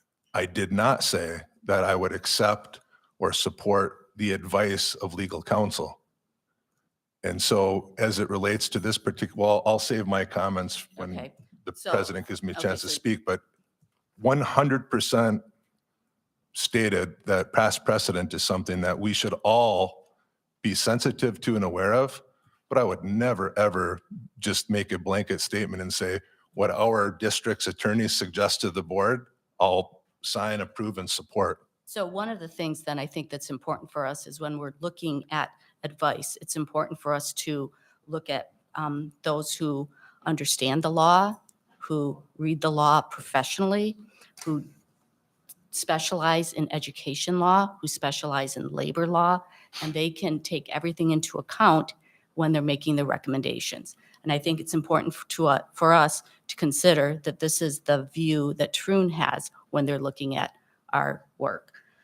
The second thing I want to talk about is I just have a couple of questions because I heard a lot of comments out here that I think there's a lot of false information, and I think I want to clarify some of that stuff because Troon has not, I mean, the BEA office being in the high school is not illegal, is that? That is our understanding from legal counsel, correct, Dr.? Correct. The legal advice, and I'm not pretending to be an attorney, we had our first legal advice was from MASB, Brad Banasic, who indicated that it would be the discretion of the board to enter in such an agreement. And then as you see in the resolution, under revised school code, section 11A, it grants school districts general powers. And again, that means that the school board has the right within the law to enter into agreements with a third party. So, But So thank you. I'm still speaking, please. So I would also like to say that a couple of the other comments is that when we talk about the BEA members, these are our teachers. These are our teachers that teach our kids. So to say that they're coming into the building and they're not checked, they're not background checked, all of them have background checked. There was just one employee of the BEA who was not one of our employees, and that person did have a background check, correct? And you told us this in April of 2020. correct. In a board report, I did share that, but it's an iChat, which is done through the state police department. So they did have that there. They did have that information. Correct. Okay. The other thing, and in terms of using computers, our printers, our paper, they're not using any of our supplies. They're not even using our internet, correct? So that is correct that they have their own equipment. I would say with the caveat of, I'm not sure when it was switched from school districts. I can't speak. I can just say what's in there right now. Right now, they're not using our equipment. Correct. Thank you. Okay, thank you. And I guess I should say then I am going to support the resolution in light of this.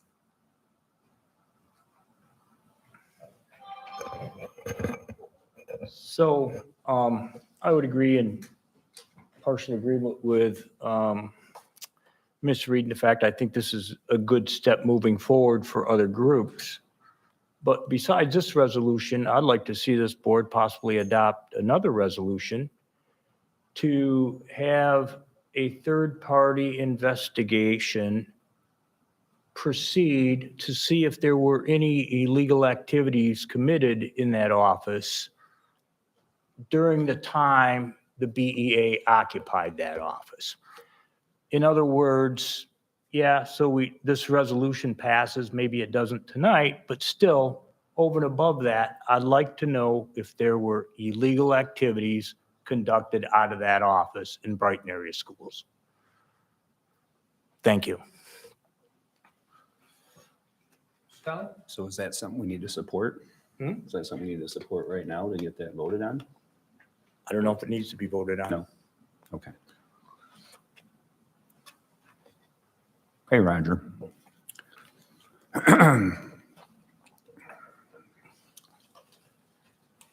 Michigan teachers discuss collective action to close schools, dated January 5th, 2022. You supported them closing our schools, Roger. And we tried to stop it. You supported it. It was only weeks later that the schools were closed with 12 sick COVID kids. 12 at Scranton Middle School. The number 12. Don't ever forget the number 12. The teachers union ordered the school closed. It wasn't the administration. It was grouped up right here. It talks about it. Tuesday afternoon, we organized a collective action to close schools. Bill and I tried to stop it. You approved it. Everybody here approved it except for us, except for our new board members. Had nothing to do with it. So now this came out of that office in Brighton High School. They worked on this stuff. In these monthly newsletters, which were so nicely given to me, it talks about all their activities, union contributions, bring your money to the union office, let us help you get your candidates elected. Let us do all this. It's all right here, you guys. So good luck on voting on this tonight, because I'm going to present one more thing to you tonight. And it's a promise. So in my promise, which I've given to this school system, willful neglect of duty of a public officer, a person holding public trust or employment penalty. I'm going to have Star read this so he gets it clear. I'll turn this in. I'm going to do this again, Roger. It needs to be read by someone. Then you read it.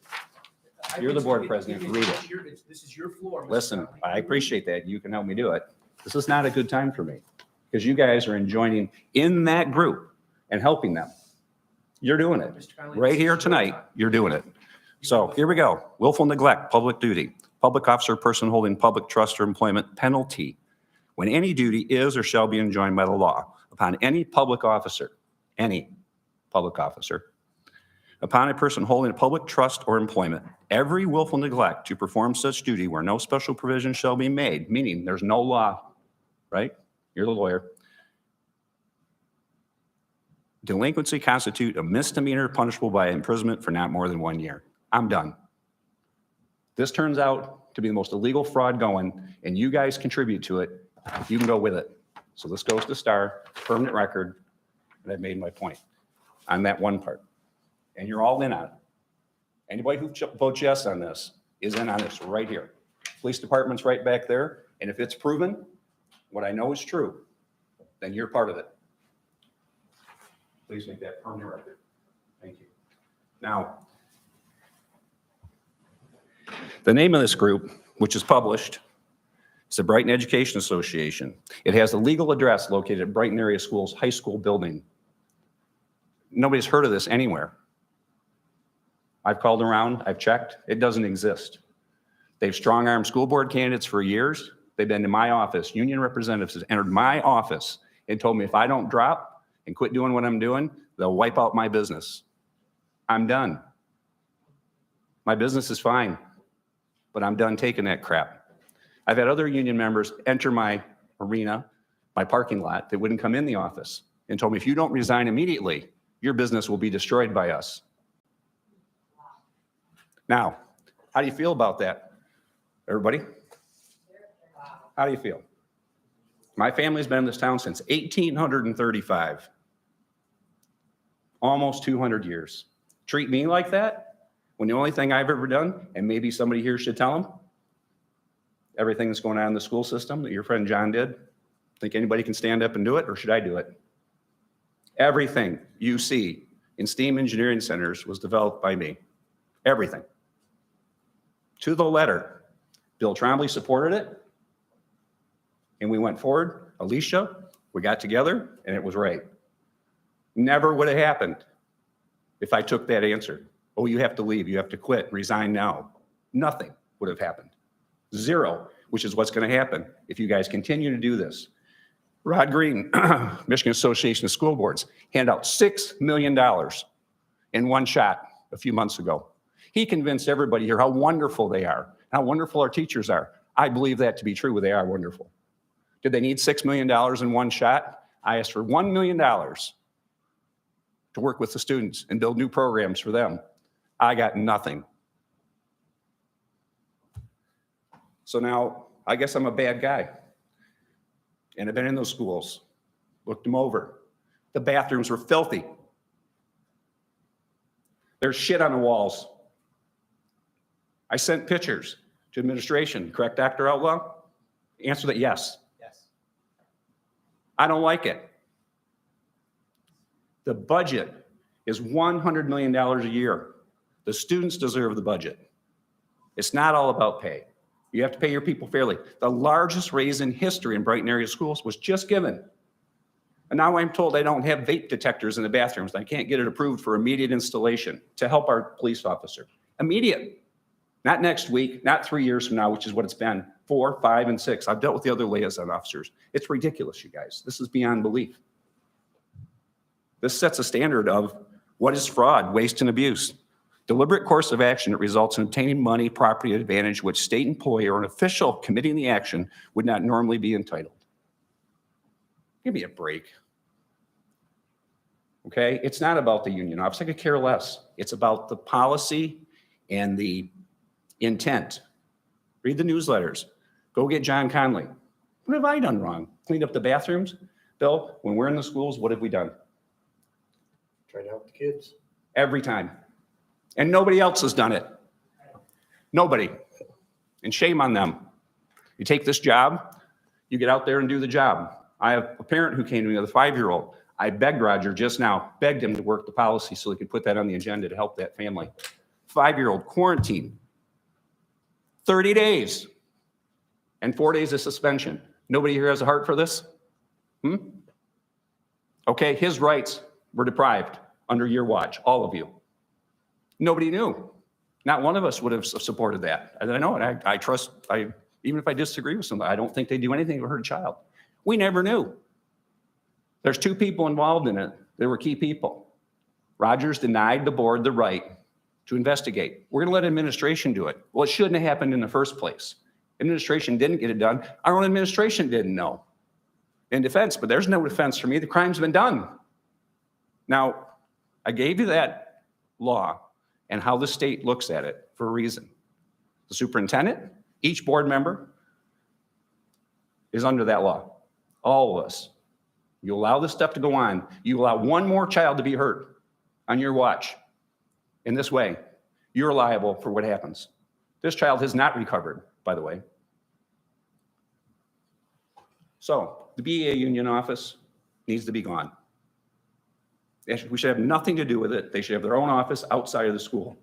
Both, well, one of them, and it appears to be more, were involved in this issue with the 5-year-old. They were union members. You know what? I think it was a bad call. So I'll leave it that I'm not happy.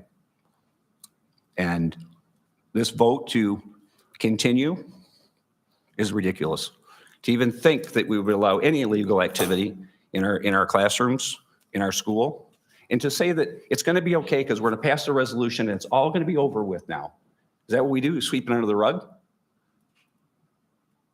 Sweep it under the rug. Go ahead. And you know what the results are when you sweep things under the rug? No progress.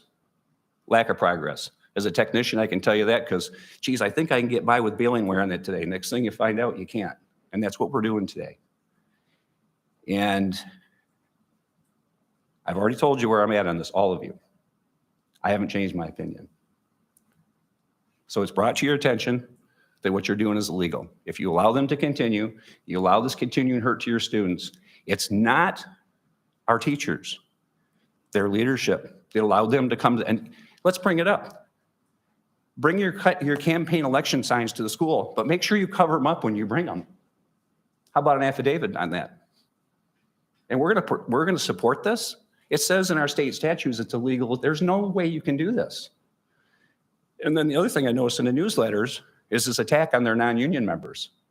There's been no equal presentation for the non-union members. There's been no offer for that, no offer for a classroom for non-union teachers to organize in. And again, no problem with the teachers union, providing they provide good skills and good service, but seems like it protects, very good. And it's sending out these mailings on candidates. If you look up their PAC and you read their newsletters, the PAC is listed all the time. So that's an organization that brings in money to run elections. How can we have anything to do with it? So, and in their charter, it says that they run under the National Education Association, then the Michigan Education Association, and then the Brighton Education Association within Brighton High School. Who are we to allow the NEA in our high school?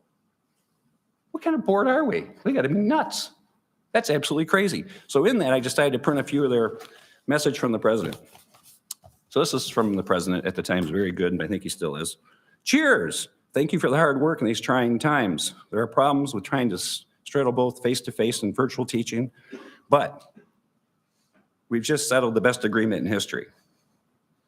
And wonderful for us, and thank you to everybody. Oh, very good. The union of the president is happy and never been happier. And I asked for $1 million to help students develop. I got nothing. I can't even get vape detectors in 4 years in the high school. And then you guys put me off again tonight. Just order the things.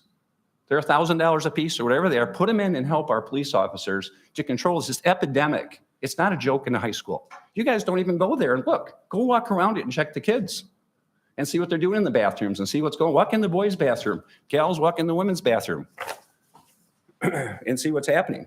You're sitting here making decisions. You have no clue what's going on the ground, do you? None. And you think it's being taken care of? Well, it hasn't been for years, decades, maybe even in that case. This vaping thing, I had an employee that was a Brighton High School student that got suspended, and she was 15 years old. She got suspended for 10 days because of vaping, because some 17-year-old gave her the vape stuff, and she got suspended. She had to leave Brighton High School and went to Heartland. Unfortunately, she recovered, and now she's a nurse. Okay? But she wasn't protected either. So what did I do? I called the sheriff and had him come and do a report on the 18-year-old or 17-year-old was supplying this kid the materials. Help our police do that. Get it out of your schools. If you don't do it, the problem continues to get worse. And so my request tonight was not unreasonable. It was to talk about what we need to do about this office and to put it on hold, not to vote on it, but to put it on. If there's something going on there that we shouldn't be supporting, what you're saying is everything that I have here is okay. When you took your blanket adjustment and leave the union office in place. If you're going to suspend somebody, you don't suspend a student for smoking pot, suspend the union for targeting board members and other board members and people that don't think the way they do through that office.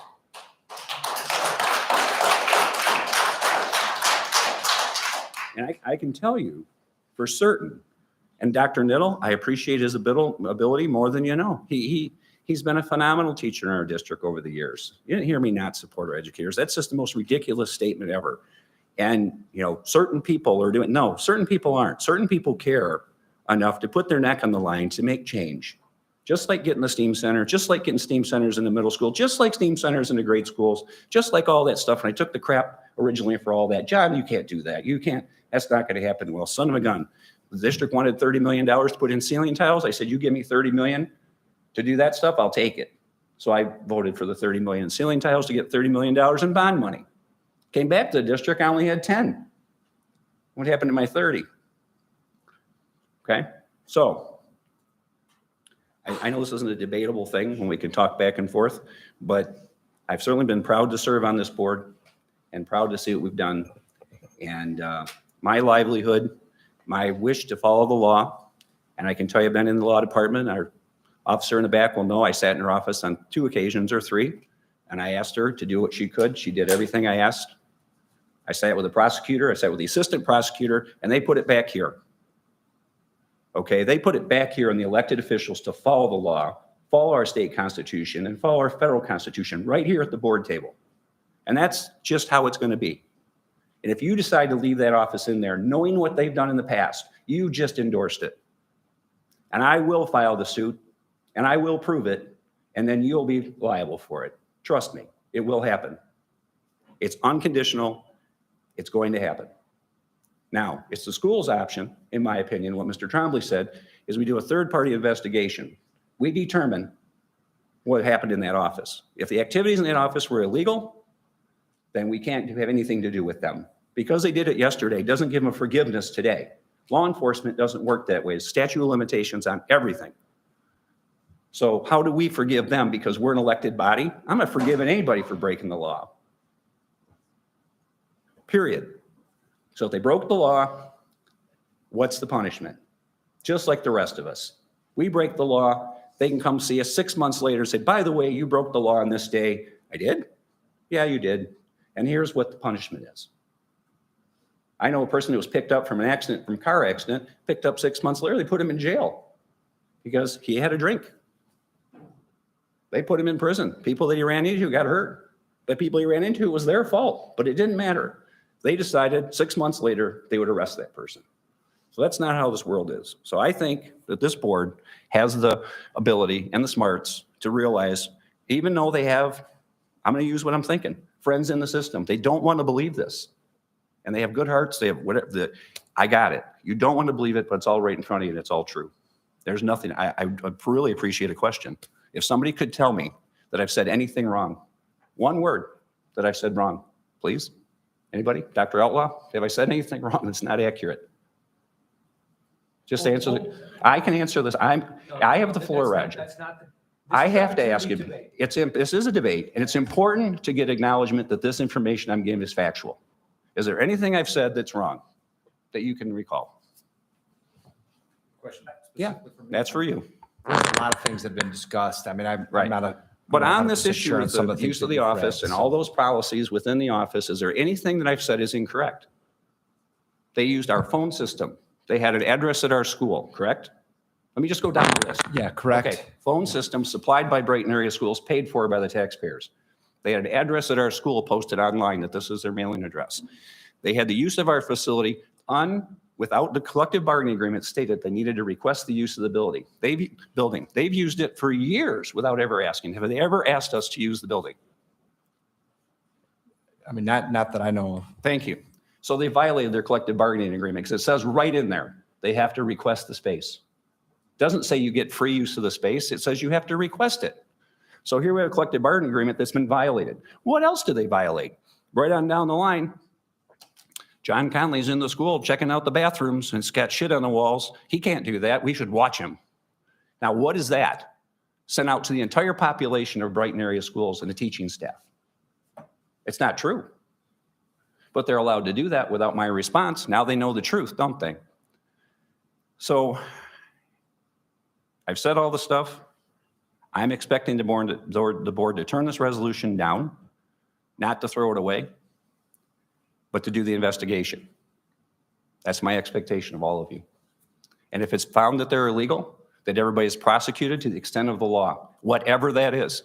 And if it's found to be not legal, I totally support your resolution 100%. But if it's found to be illegal, we prosecute. And that's it. If we can't do this, we failed. Because if it's no big deal and everybody's fine and there's nothing done illegally, it's all going to come out in the wash, won't it?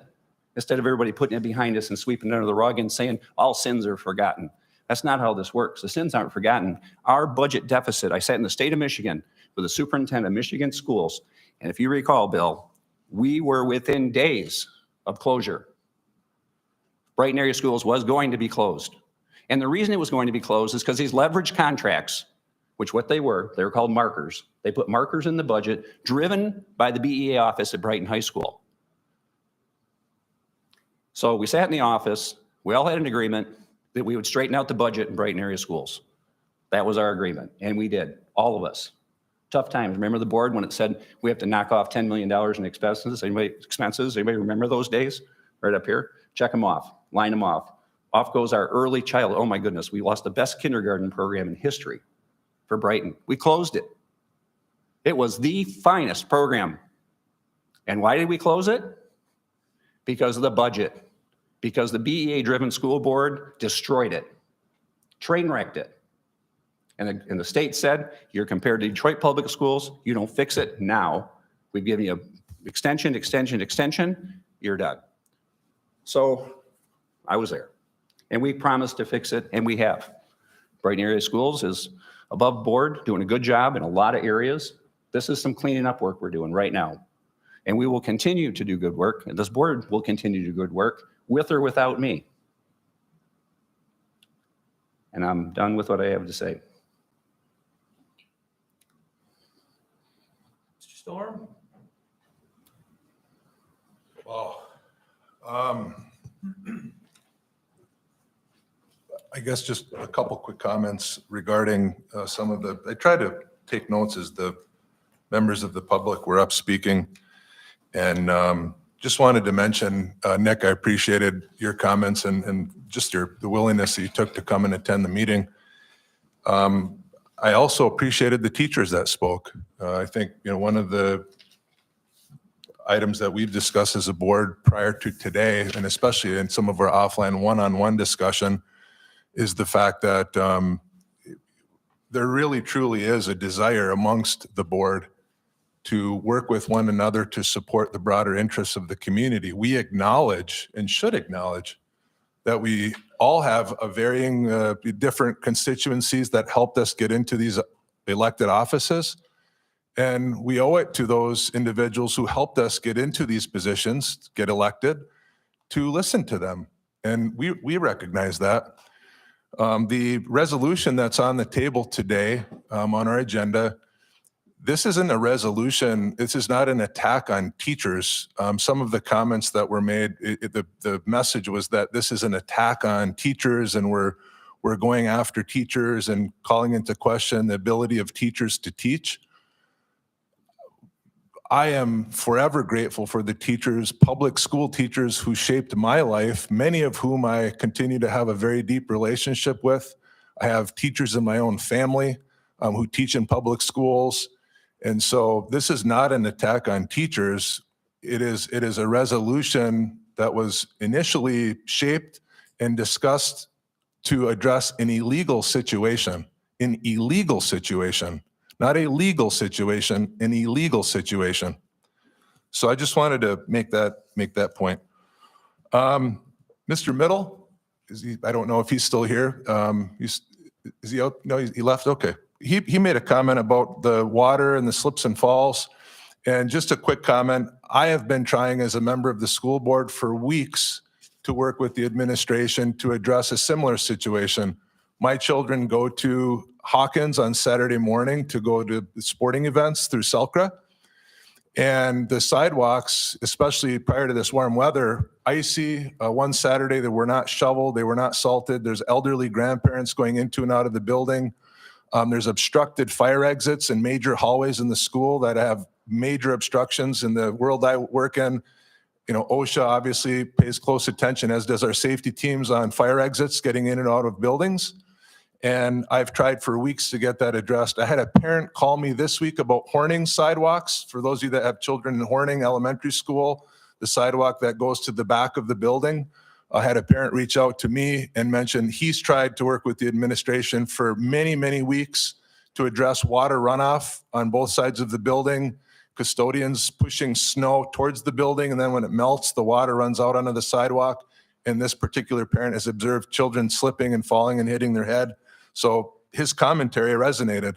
I actually visited the bridge downstairs last week, and sat in an office directly below us where there was a space heater the size of that chair because there's no heat downstairs. So, that particular individual I was speaking with didn't have heat in the office.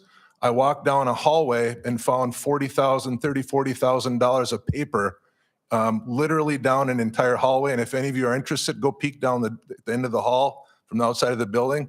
Paper from floor to ceiling all the way down a hall. Money. Christina mentioned the $100,000 for the STEAM Center. I think I'd like to suggest, and this went to some of the earlier commentary on the MASB, in lieu of paying a consultant to come in, paying them $10,000+, it's in our budget, we're funding this particular individual. Let's take the balance that we've already approved for MASB and direct it to classrooms and buy microscopes for our science teachers and for our students. Vape detectors, I mentioned this in our last board meeting. Why do we as a school, what is it that impedes us from saying we support as a community putting vape detectors in every single restroom in our district? Empower the administration to go ahead and secure quotes, put it out for bid, select the lowest bidder, and do it. We need to get vape detectors in all of our buildings and protect students from the chemicals that are getting pumped into their system. As far as the BEA office, I took some notes when Dr. Krebs was speaking back and forth with Dr. Outlaw, and I just wanted to make a couple quick clarifying or ask a couple quick clarifying questions. Dr. Krebs asked you, Dr. Outlaw, if it's the office is illegal. And if I heard you correctly, I think you said that it is legal, or maybe she said, is it legal? You said it is legal, but your response was, it is legal. Did I hear you correctly? Correct. We have MASB attorney said it is legal. It's the discretion of the Board of Education. And But then the office itself today, you're saying it's legal having to have, for the BA to a have an board having office an in it. office or a third party having an office is the discretion of the Board of Education to make that decision But under the General Powers Act. So today it's not legal. today it's not legal. It is illegal. That's the point I'm trying to make. The way you responded to her question, it was, you were in the fine print. You talked about how the board has the authority to ultimately enter into an agreement with a third party to grant them access to the district. But the real question is, the BEA, the union arm of the teachers union, has been granted historically access to dedicated space in a district building, and they themselves have had that room under lock and key, correct? Correct. And are you saying that that's legal? It's not illegal. It's a choice of a Board of Education. Is that 40 legal? years ago, it was not illegal for the district to make that choice. It's a discretion of a Board of Education under the General Powers Act. Do we have documentation of the agreement that was made? Yeah, there was not an agreement that we have in paper on this, but they have been So in that building there's no documented agreement? from 40 years ago. No, that we do not Correct. have that. Just the past precedent of allowing them to do something Correct. that we know is illegal. So our attorney I'm not going to talk about anything from closed session, but we have one Not asking you to. that was not in closed session. And feel free to jump in on this. And the one that was not in closed session indicated to us that it would not be illegal for a board to make that decision. If the board entered into an agreement with any third party and granted them access to the district, a district room, district building, that would not be illegal. I agree with that. Okay. But I think the issue is today, there's no agreement on paper that anyone in the public can look at that states what this district has ultimately entered into an agreement with the party that's currently using that particular room. That's the real crux of the issue. Dr. Krebs is correct. I said it publicly and I'll say it again. Yeah. I believe very strongly that past precedent is something we all need to take into consideration. But to suggest that what has happened historically is legal, I myself don't believe is factually correct, because we know with 100% certainty that they are using a dedicated room in the district building under lock and key that they only have access to. We looked at the contractual language in the agreement with the teachers union that establishes any external third party, anyone in this room that wants to have access to a district facility, a district room to use for Boy Scouts, Girl Scouts, Cookie Club, whatever, there's a process that they need to follow to request access to the room and be granted access to that room every time they want to use it.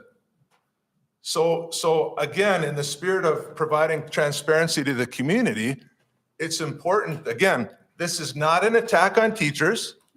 This is absolutely an individual board member who's expressing concern that we as a district, historically for 4 decades, have allowed a union to have a dedicated room in our school district, in our building, use our electricity, use equipment that is absolutely, some of it provided by the teachers union, some of it absolutely provided by the district, and we've never been compensated for that.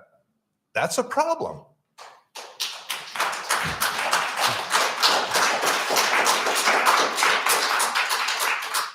Question was asked about the background check. And again, I'm just for the public record. It's my understanding from a conversation that you and I had that there's no actual documentation that confirms a background check was done on the individual that was granted access to that room that was a part of the BEA. Is that a factual statement? That is a factual statement. It is done through the state, Michigan State Police, and the records do not go back that far. The person started here in 2018, confirmed it with Human Resources. Obviously, I didn't work at the district at the time, but I shared that with the board on April 1st in a report that the person had a background check at that time. But again, this is again, small print detail that the public sitting in the audience wouldn't necessarily pick up on because Dr. Krebs asked if a background check had been done.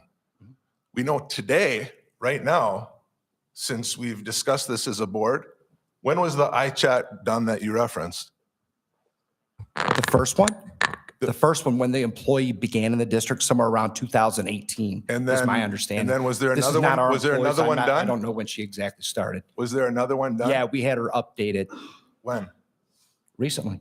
Correct. Correct. So the issue here is. I have to do one every year. Yeah.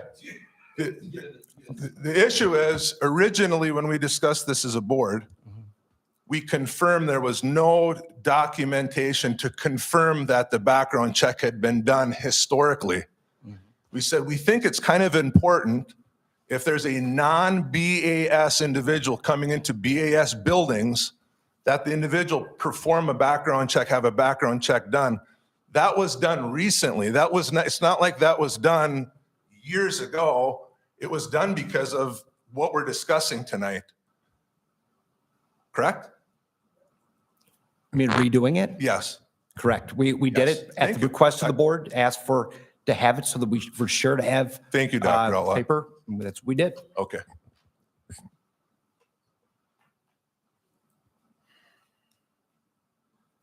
And then my last question from my notes, I mentioned a minute ago, who owns the room? Who pays the electric bill for the lights? And my last question was, to my knowledge, Brighton Area Schools has never received an actual payment from the teachers union for use of the room or for any of the utilities associated with it. Is that a factual statement? Correct. To the best of the administration's Best of my knowledge? knowledge. Thank you.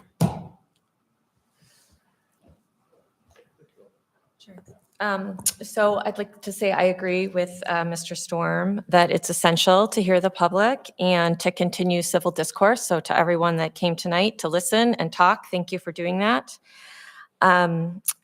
We are fairly newer to this issue, having just joined the board, but in my opinion, in what we've heard, there has been very thorough discussion up to this point about the issue and extensive legal counsel as well.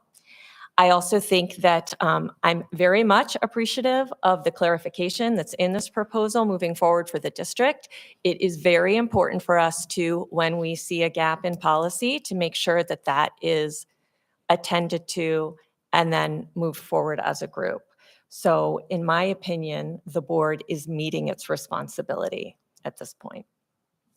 All right. Can I respond to that? Can I, Sure, of course. well, go ahead if you want to. I do. Ms. Marks, in your defense, you're naive. And John, Just a second. I'm talking, Please don't make personal attacks. it's not personal. It is. You're Well, calling she somebody doesn't, naive. okay, well, That's she's personal not, attack. she doesn't have the background. Okay, then Making let's, issues, okay, not fine. attack the That's fair. personnel. That's fair. Sorry about that. I apologize. In my opinion, you don't have the background and in what we know here today, nor have you sought me out to ask me as well, I might add. You haven't come to my office. You haven't asked, what do you know about this, John? You never did. So you're making your judgment today as the casting vote to determine a legal operation. Hi, Mrs. Conley. How are you? So you are. Be careful, because I did turn in the paperwork, and I do what I say I'm going to do. And I have in this entire district since I started. Since I was a graduate in 1980. I started here years ago. This was my middle school. So let's vote. Well, If you want, what are you going to say, Roger? You're going to vote for it. So let's just vote. I have the, excuse me. You do. I have the right as a board member to discuss the issue. And Of course you do.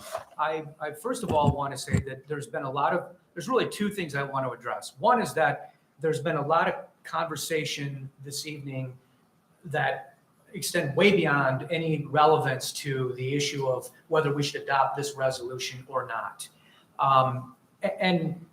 And I go back to a comment that you made, and I wrote it down. You stated specifically in your comments, Mr. Conley, that this is not about the union office. That's what you said. You said this is about a much bigger issue of things that the union have done over the years that you disagree with and to which you strongly object, right?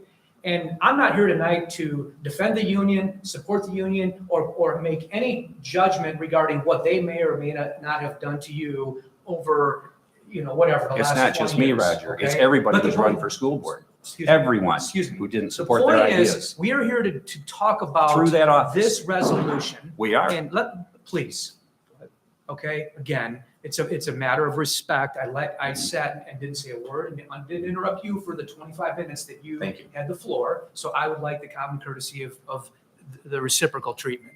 So, when we talk about, and I want to make it very clear because there's obviously been discussion about things that are allegedly fact that are unrelated to this, to this resolution. One of which you made the comment that the STEAM Center, you're the only one, and at some point with Mr. Trombley's support. That's all a bunch of crap. The only one to do What are you trying anything. to discredit me some more, Roger? Go ahead. Conley. No, Roger, no. you're trying to discredit me some more. I brought the STEAM Center idea here on a sheet. It was 2 pages thick. I presented it to the board. Alicia can back me up, and I asked everybody to support it, and they did. And they did, right. And that was The my idea. entire board supported. 100%, except for one. Absolutely.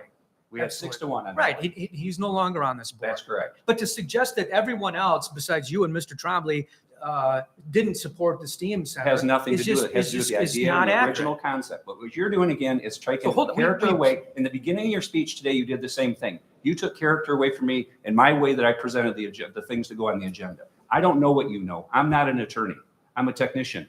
And shame on you for how you No, handled that. please. I'm telling you, Roger, you are gonna have to live with what you've done and how you treated me today. It's on record. I am a technician that signed up for this job now 12 years going if I finish this next term. So, and before that, I started in 1985. So I got 3.5 decades of service to this school in different capacities. Now, you come in here like this and you think you know all about this. You think you do. How wrong you are to advise our people on this board and tell them to do illegal things. It's a shame. And you're a legal attorney that has to stand and took a bar exam and you swear to uphold the truth. You testified that I did things in that case when you were sued. You said that I met in meetings in a Mod Pizza here in Brighton, and I had meetings with people and parents and organized this assault on you and our board members. They're totally untrue. You signed it as an affidavit of law, and so did you, and so did you. All right? Now, wait, no, I'm Mr. not. Conley, no, you are. Bullshit, You're Roger. out of line. I'm not. You're It's the out truth. of line. And now because it's on record. we What you are did was a talking lie. about- I didn't have anything to do with it. You are set me out up of line, here. Mr. No, I'm Conley. not. Yes, you are. It's the truth. You're out of line. You've had your You're a discussion. crappy board You're talking president. about a lawsuit that you assisted the plaintiffs in. They got dismissed. I didn't out of assist court. anybody in your So allegations. you need to relax and let your us allegations. debate the issues. Your allegations okay? were testimony, Roger. You signed an affidavit. Mr. Bill and I Conley, met in you're secret out of meetings. line. I'm not. All right. What are you going to do about it? I move to censure Mr. Conley because he's incapable of showing the basic respect to allow other To a board liar. members To a liar. debate Roger the Myers. issues, making To a liar. personal attacks against Personal other attacks, board you wrote them members. in affidavits and signed them. Those are permanent personal attacks. All right, we've got a motion on the table. Right. All Motion right, to censor. We have a support. we've got a motion on the table. Let's get this vote underway.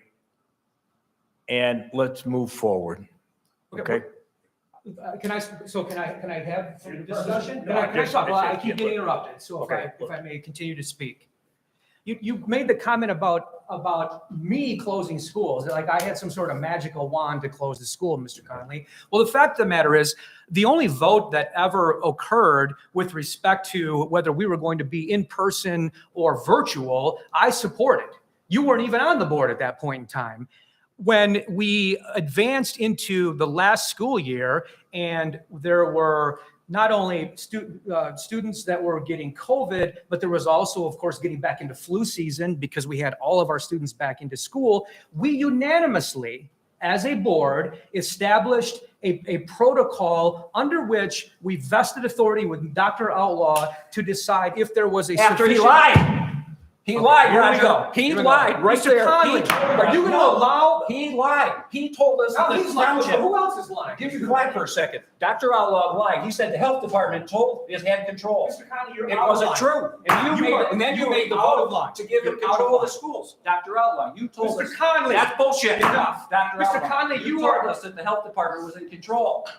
True. Mr. I Conley, asked you the question. Your conduct is grossly unbecoming of a I'm board telling you, member, Roger, I'm sick and you tired of need your to lying and your stop bullshit. right now. You're sick. Right You are now. sick. You You are protecting a lie from the health department. And then we voted after he told us that the health department had We're control. going to take a 5-minute break. Tell the truth, Matt. Please, tell the truth. Tell him that you told us that the health department had control. And it was a lie. You had control. Totally. And all the superintendents had control. And you locked the schools down.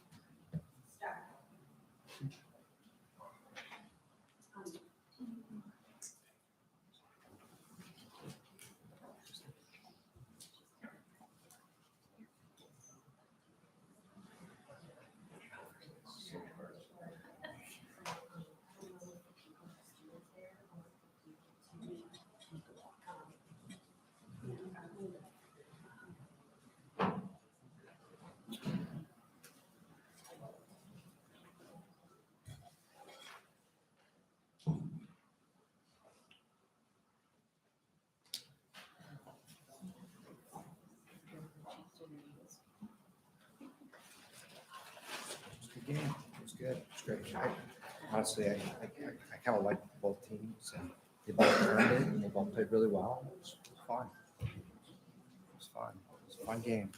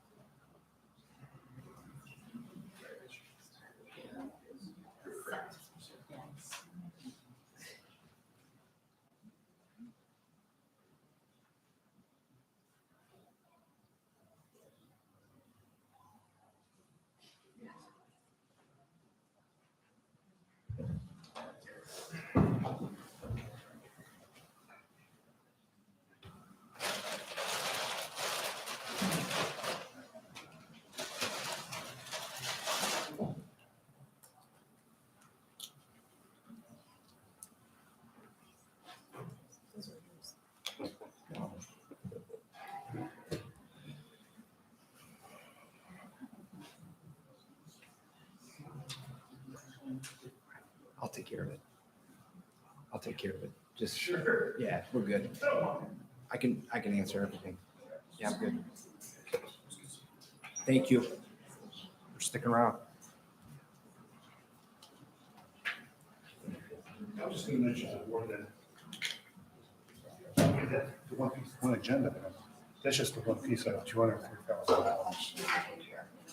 Right, it's part of the county, the housing company. Yeah. So it's not even out of our budget. Because some of this stuff, that doesn't report a board. So I just want to put on awareness thing, so there's other things coming in as well. Do you have on the list there? Let me just snap a picture of it if I can ask, and then. Read my wording, man.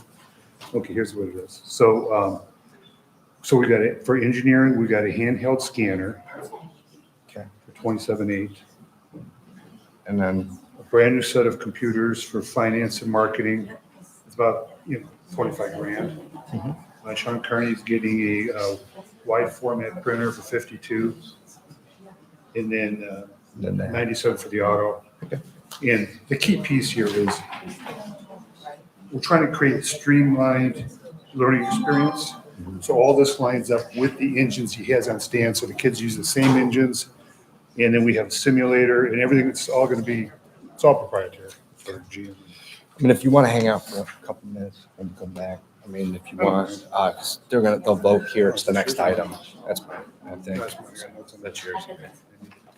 All right.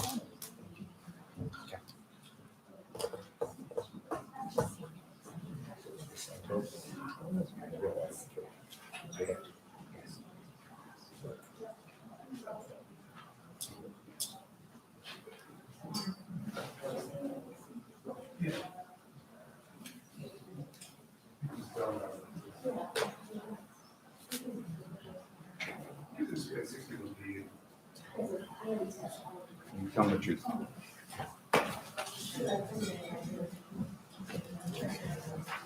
That's what just because we're surplus of budgets, if money. Yeah. 61A dead cost. 61B is the blue enrollment. C is capital. Sure. Okay. It's fine.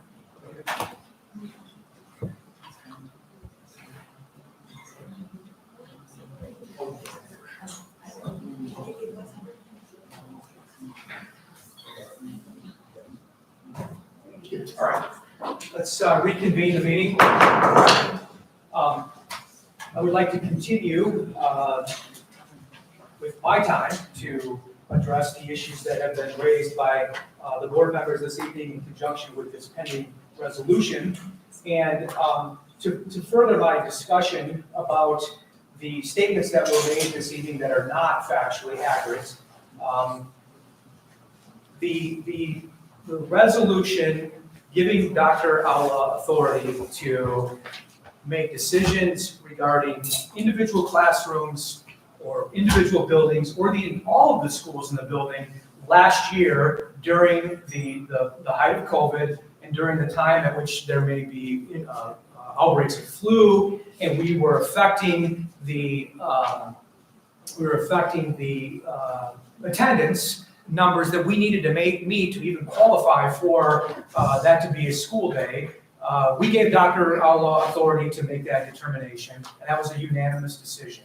And that was not anything I did individually. I don't have any authority to do anything individually because there isn't a single board member or collectively 3 board members that have any authority to do anything in this district because we as a board can only act as a majority. With regard to the statement that there was $6 million spent by MASB for the teachers, that then therefore doesn't enable us to have the financial resources to buy things such as vape detectors, that also is false. And I think it's important for people to understand that last year we unanimously voted to approve a budget as we are obligated to do every single year. Within that proposed budget, that was prior to the adoption of, or the agreement that we entered into for the collective bargaining agreement with the BEA. We unanimously budgeted an amount that included what would be anticipated raises for the BEA and all of our other collective bargaining units.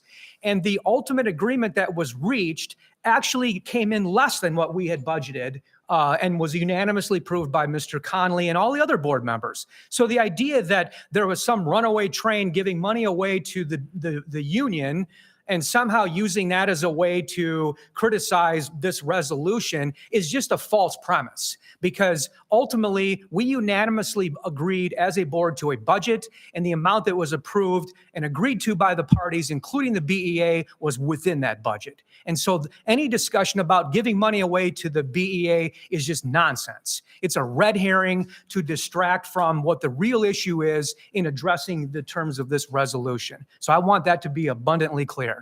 And this idea that we can't even afford vape detectors or anything else, let me tell you something. Every year since I've been on the board, including every year that there has been raises given to all of our staff, whether it's the BEA, the administrators, the support personnel, every single year that we've done that, we have at the same time added millions of dollars annually to our general fund. Millions of dollars. Since I've been on this board, we've added like $10 million to our general fund. Okay. So there isn't a single thing that we have been unable to purchase because of commitments that we've made to the BEA or anyone else. If this board wants to invest in something for the benefit of our students' education, for the benefit of their health, for the benefit of their safety, we have always stepped up to the plate. And I don't anticipate that ever changing, regardless of who's on this. Go ahead. I know, but you've never brought anything to the board for safety. Okay, so let's talk about me allegedly not bringing anything to the board for safety. So 4 years ago, when the vaping, I heard you talk about we haven't done anything for vaping in decades. Well, vaping hasn't been around for decades, okay? And a few years ago, when the proliferation of vaping became, hold on, let me finish. You're insulting me when you do that. The Pay attention vaping, with your attorney ease. Go ahead. when the vaping became much more prevalent in our district, I, along with Dr. Gray and Gavin Johnson, met with the Brighton City Council members, met with the Brighton City Attorney, attended multiple Brighton City Council meetings because we were lobbying to have the Brighton City Council adopt a resolution that would give our administrators the ability to take enforcement action within our schools to stop vaping. I did that, Mr. Conley. I didn't see you at any of those meetings, okay? So to make this, again, false allegation about what other board members are or not doing, we went forward and we lobbied, and we ultimately went and met with the city council to adopt the resolution. Epidemic in our high school today, this date. And unless we do something like I did for the benefit of everyone in the district, I agree, right? And there isn't a single board member up here who I've heard say we shouldn't have vape detectors in the buildings. We all support that. The point is, you said on Tuesday, let's have an ad hoc committee study it. I don't think we should have any committee study it. We should have the administration meet with let me finish. Get the quotes and come back to us in the proper protocol so that we can do this. I'm 110% behind it, just as everyone else. And so the idea that somehow this, again, there's opposition by board members, and that's just currying to, caving into the union because then we don't have the financial resources to do anything about this, is also just completely nonsensical. All right. Now, transitioning to the specific issue of the resolution and the questions that have been raised. So I spoke briefly with Mr. Shelton. He had asked some questions. Unfortunately, he had to leave, and so I can't speak to him directly about the questions that he had asked. But what I would like to say is that one of the biggest challenges public schools and what the school boards are empowered to do is set by state law, right? We don't have omnipotent legal authority to go beyond what's within our school district or the specific legal limitations of that are imposed upon us, right? We're just not a general power. And there are things that arise, obviously, that require legal advice. Significant legal advice. And when we do that, we have to obviously meet in closed session and again, have that legal advice and act upon that legal advice without disclosing it to the public. It says in here, that says the presiding officer should make every effort to maintain the appearance of impartiality and that the members on both sides of any issue can feel confident in how they will receive fair treatment. That's not accurate. That's, It says Robert's Rules of Order right here. that's the parliamentary version for Congress. We're operating under the small board rules, which is a different set of rules. And as was discussed by Dr. Green when we were here last Tuesday, the presiding officer can make a motion, can vote, and absolutely has the obligation. Right. It's, So throw this one out. well, that has the parliamentary rules, but we're operating under the small board rules. Okay? Thank you. Yes, sir. So the difficulty as a board is that we have to act on legal advice that's given to us, but we can't disclose what that legal advice is. I mean, that's a limitation that we have. And so there's an inherent conflict between transparency and what we're deciding and the legal obligation that we have to not disclose the specifics of legal advice that we've been given in closed session. I don't make the laws. None of us make the laws. That's the law. And we have an obligation to follow it. And in fact, talking about misdemeanors, if any board member discloses what has been discussed in closed session in conjunction with attorney-client communications, that's a misdemeanor, okay? So I appreciate, and it's important that we can be as transparent as possible when we're dealing with issues that raise significant legal issues that for which we solicit and secure legal advice. We have to do, we have to be very careful in what we disclose, and we obviously have to, take that into consideration in making our decisions. Now, Ms. Penela asked about Troon in particular, and whether they represent the MEA or the NEA, and the answer to that question is no. And in fact, I would like to further elaborate that Troon they represent school districts and school boards across the state. They promulgate the policies that many districts have adopted, which includes us. We as a board made a decision that because we were dissatisfied with the Neola policies last year, we were going to adopt what we felt was a much better set of policies, which were promulgated by Troon, and that's what we did. And so we spent tens of hours reviewing and ultimately adopting the Troon policies. The other thing that people need to know about Troon is that during the course of COVID, the BEA filed several grievances against us.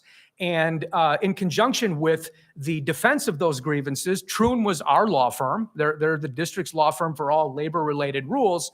And so we took the specific advice of Troon as to whether we should fight those grievances, acknowledge that there was a problem that legitimized the grievance, and the grievances all related to alleged violations of the collective bargaining agreement. So Troon understands our collective bargaining agreement inside and out because they defended us on 3 different grievances that we allegedly violated the collective bargaining agreement. And their advice was fight it.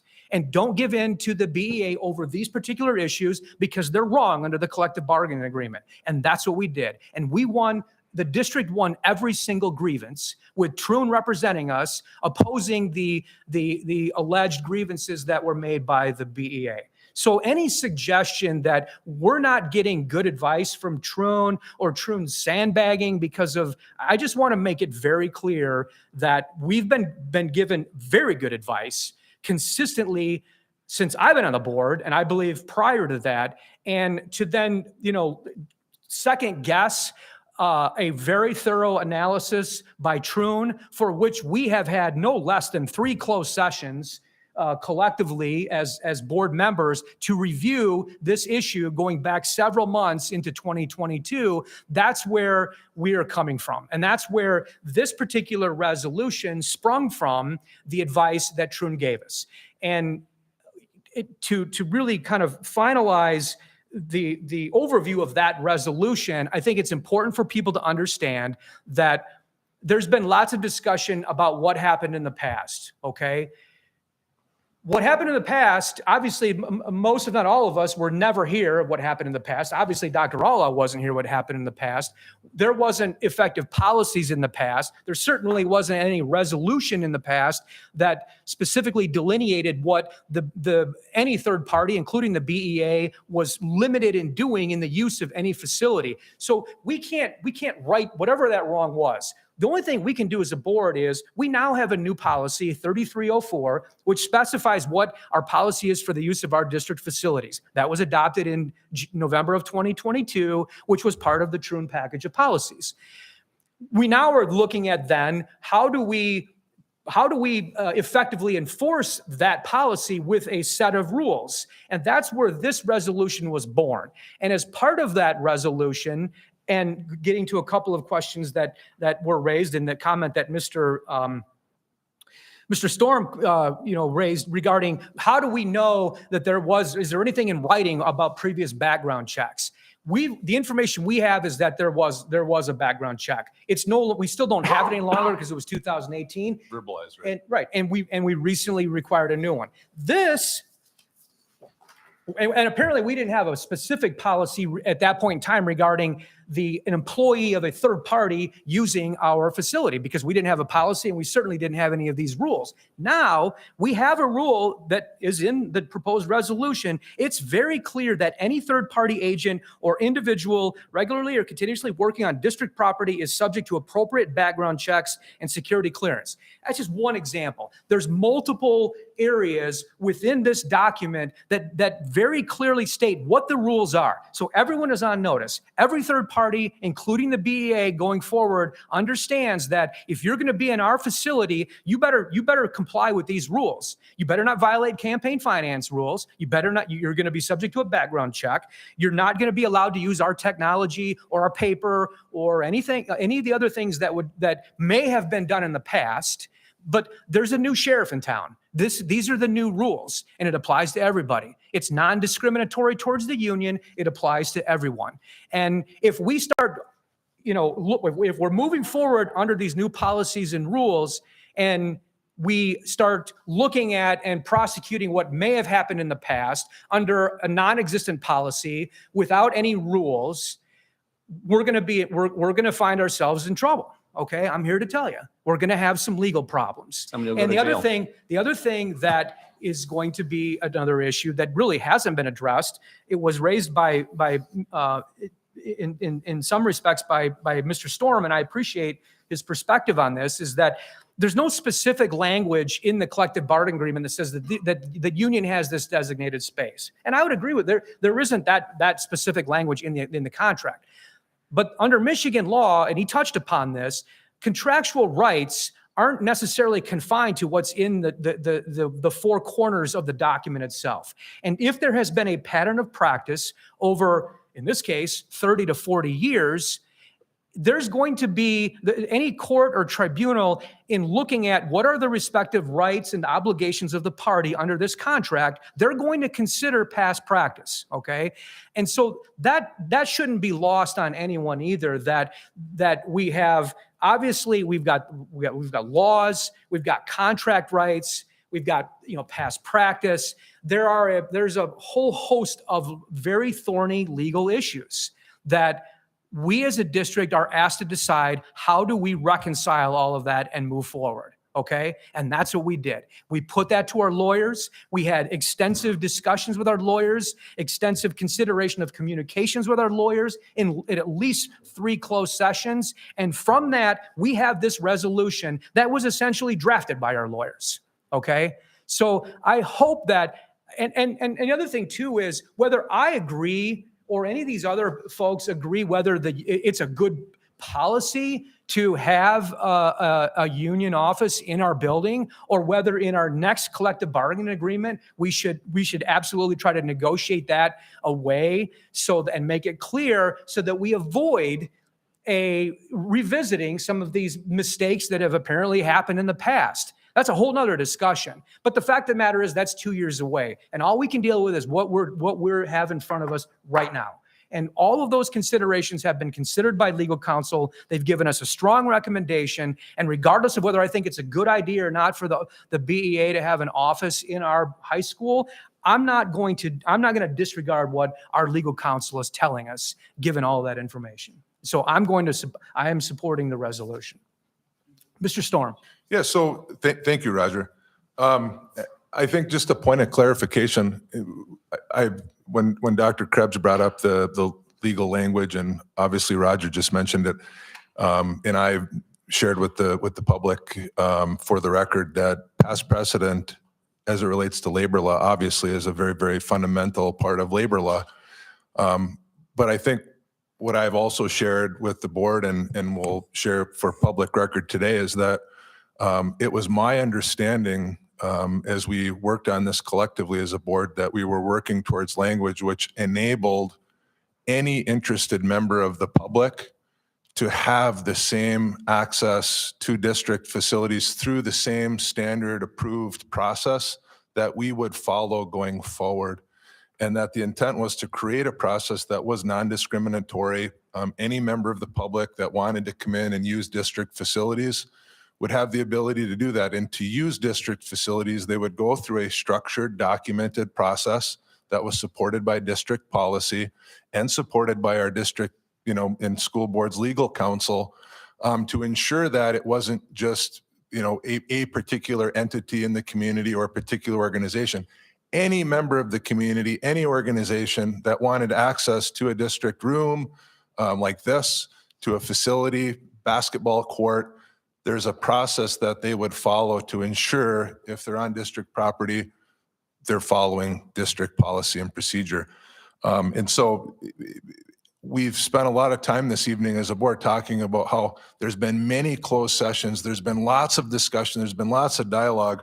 So I just had 3 simple, straightforward questions about that particular item, all the dialogue, all the discussion, all the closed meetings. On the agenda tonight is this resolution. We have the language in front of us as a board. Dr. Outlaw, when did we as a board receive the initial revision of this particular proposed language for this resolution? The initial? The initial revision. Sometime this week. I'm not sure. Thursday? What it is. Last week. Yeah. Thursday? Thursday's when you receive the final draft. So Wednesday? Wednesday or Tuesday, yeah. Tuesday or Wednesday. So the final revision was sent when? Thursday. Have we as a board had any meetings or any discussions about the resolution since the final revision was sent to us individually? Specific language, no. No. So again, it's important the public understands that you're hearing this constant, we've had lots of meetings, it's been something that's been discussed.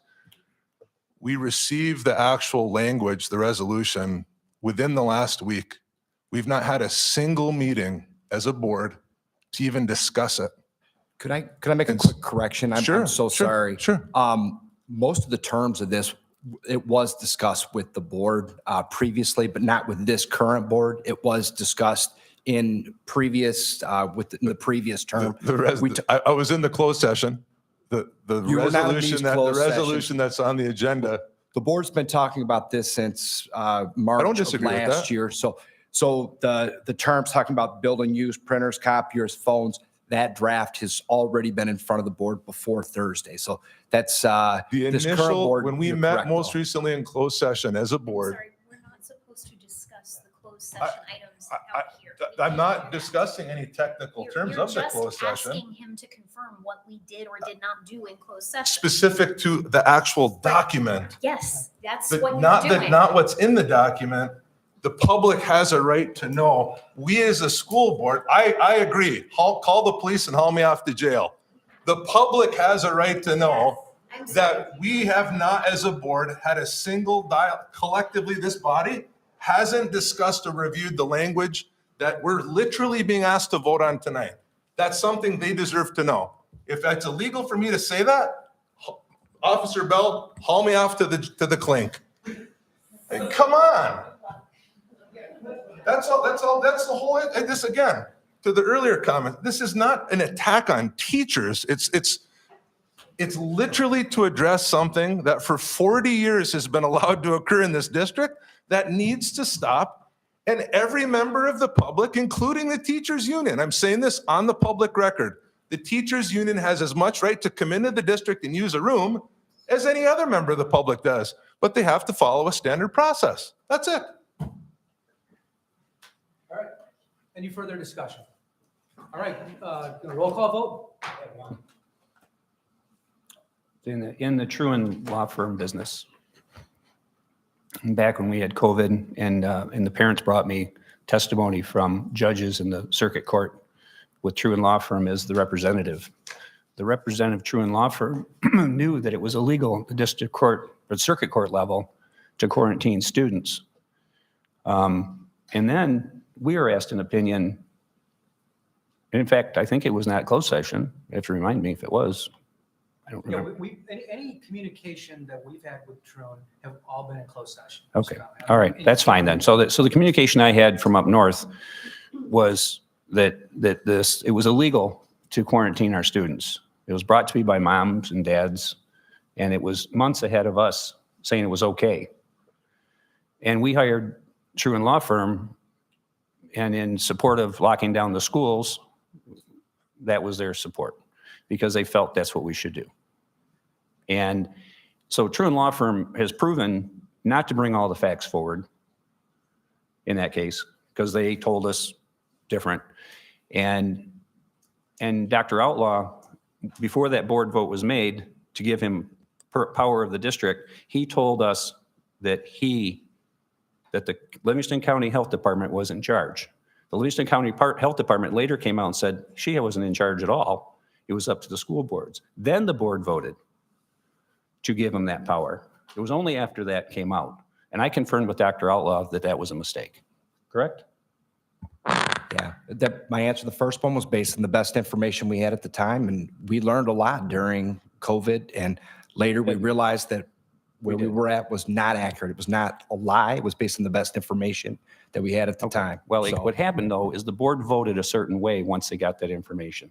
So But it wasn't legal information. It well, was- here's the problem. It was, No. because it turned into a legal action that we turned over into complete control of the district to the superintendent, because we believe that the health department was directing the COVID quarantines. That's the bottom line. Okay, so it turned out not to be true. It turned out that this group right here, where it says close your schools in January, and then we closed our school with 12 students sick 2 weeks later. That's who was control. Now, that's the principal topic here in hand. And that's how it is. And that's what happened. So be it misinformation to the superintendent, I checked into those meetings. I looked into the secret meetings every Thursday they went to, the superintendents did. Okay, we weren't invited. I tried. They had these meetings every Thursday. They then deliberated how they were going to handle the quarantines in Livingston County and for Brighton area schools included. And those meetings were handled behind closed doors. So that's what happened. That's how we decided what we did. Then we voted on it. And I'm really sorry for everybody that voted for it, because we thought that's how it was. We wouldn't have voted to do that if we didn't think the county was driving all that. And she stood up, and the lady in charge of the county of 40 years of business for Livingston County stood up in front of the entire public, in public, and said unconditionally she wasn't in charge. So that's the end of it. Thank you. All right, so the motion seconded and it's been discussed to approve the resolution as presented. Ms. Ackerman, let's do a roll call vote. Dr. Krebs? Yes. Mr. Storm? No. Ms. Reed? Yes. Mr. Conley? Absolutely no. Mrs. Marks? Yes. Mr. Trombley? No. Mr. Myers? Yes. That passes 4-3. That concludes the for action portion of our agenda and moves us into for future action, CTE equipment. Dr. Outlaw. For future action, annually, the county has career technical money that they allocate to districts around the county. And as part of that, this is a piece of this puzzle. This is money that would be going towards a purchase of CTE equipment. And the documents are in here. Mr. Ingleter will be back next month to ask a little bit more questions. I can answer what I can at this point, but putting that on the radar for you that we'd like to bring this forward. Again, this is not coming out of Brighton's budget. This is coming out of the county budget that is coming directly through the state. So, Any questions? Go ahead. Didn't we just purchase a dyno out of that same fund, or that the LESA or somebody gave us money for? Is this, Yeah. Is this the same correct. type of money? Correct. Okay. How many times has that actually been used since it's been installed? I don't know. I've seen it in use. I don't know how many times. I'm not in the lab regularly. Okay. Only because I know there's some issues with exhaust and safety and those kinds of things. So again, and honest to God, I don't recall. Bill, who- my son is in the class. One time? You've used it once. In how many years? It's only been to this year. So the whole time Got in last year, right? actually set up, yeah. So we're in second semester right now, and it's run one time. Do you have a 2-hour block? One class period of it getting tested. Do you have a 2-hour block in that class? And it's ran one time. And then I forgot who mentioned it earlier, but I would kind of agree with the lady that spoke up and said, gee, a lot of this thing's going electric, right? And this simulation that we're getting of this pickup truck and these other things, I mean, is that really, worthwhile, or can the money be? Bill, I spend most of my waking moments outside of this boardroom Yeah. and in the industrial world, and absolutely love vehicle electrification. Obviously, everyone knows there's a lot going on in vehicle electrification. But internal combustion engines will be here for a long, long time. Yeah, I would didn't agree want with to, say that earlier, but No, and just so you know, and the board knows, and our district knows, even the parents in the community, a huge void right now where high-paying jobs and good jobs, Caterpillar, John Deere, Case New Holland, AGCO, all the big companies that need big engines that outside of the vehicles we drive every day, they cannot find enough technicians to work on their Cummins, the same vehicles. thing.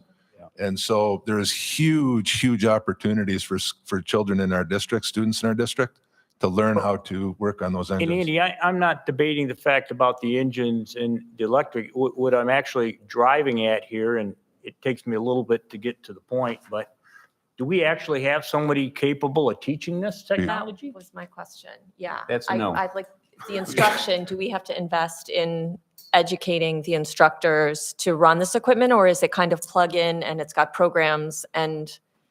Yeah, I'm not able to answer Okay. the detail on this. This application that was submitted to the county for this was submitted by the autos program. So, Okay. Was Dr. Darga?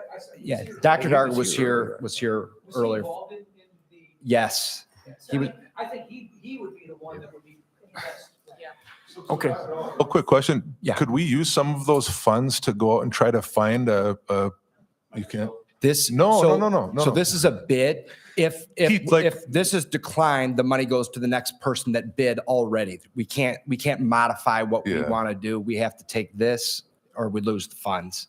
And by the way, when that came up with on the dyno, some board members voted against the dyno. Other board members said, hey, if we're going to take the free money and we're going to get it so another district doesn't get it, I mean, that was kind of the attitude I got out of the vote. Oh, Dr. Darga strongly I just- supported it. I mean, Yeah, he did. Yeah, there's no question. Right, So right. 99%, Yeah. you got 1% Off.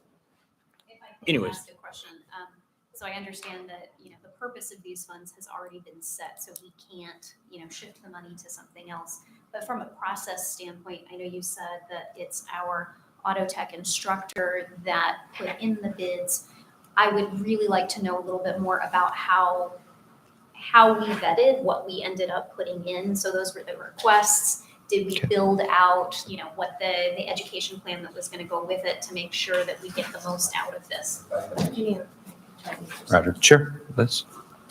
I can try to answer some of these for you. So this is specific state funding under 61D or 61B. So this is like school aid money that comes directly into career and tech ed programs. So it's a small, narrow pot of money. And they had extra funding that flows through the ISD first. And then the ISD gets that money and then shares that out and says, hey, we have this surplus.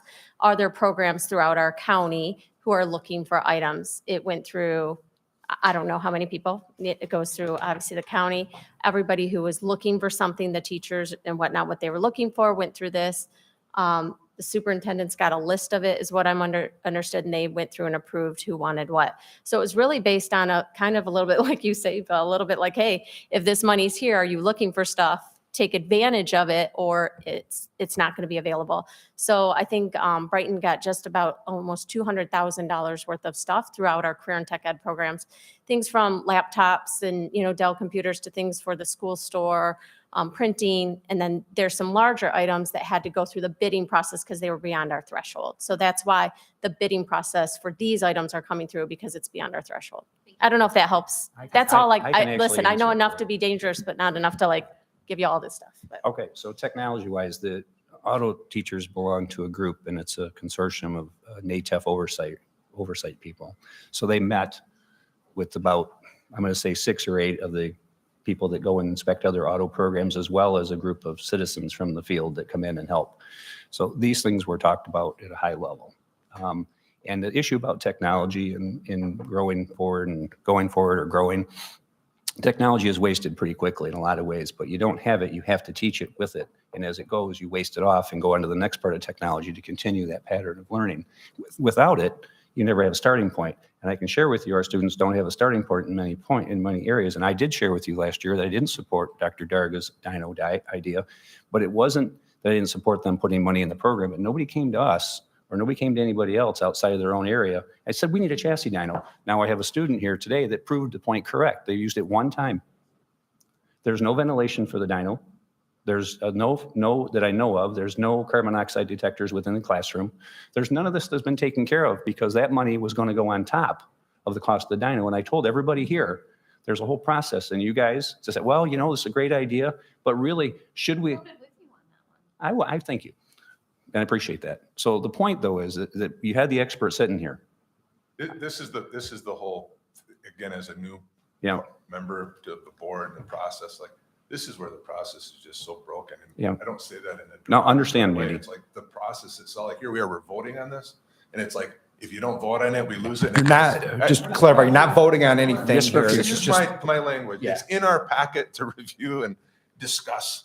Right, but it's, My point, Dr. Outlaw. it's a good idea. Is that we all want what is best for the students as it relates to providing them with access to technology, making sure they're learning on the latest and greatest technology. But I think the other part of it is the instruction, right? And so I think something, I'll share with you and our president offline is maybe adding an item for future discussion around how we can focus on adding some structure on the instruction. So, you can have all the equipment in the world, but we also need a mechanism to be able to teach the kids how to actually use it. Well, I think that's a fine topic for the academic curriculum committee to kick around. I don't think I'm on that one, Roger. I think you are. No. Well, you're on the two committees. I put you on the two committees that the top two committees you requested, I gave.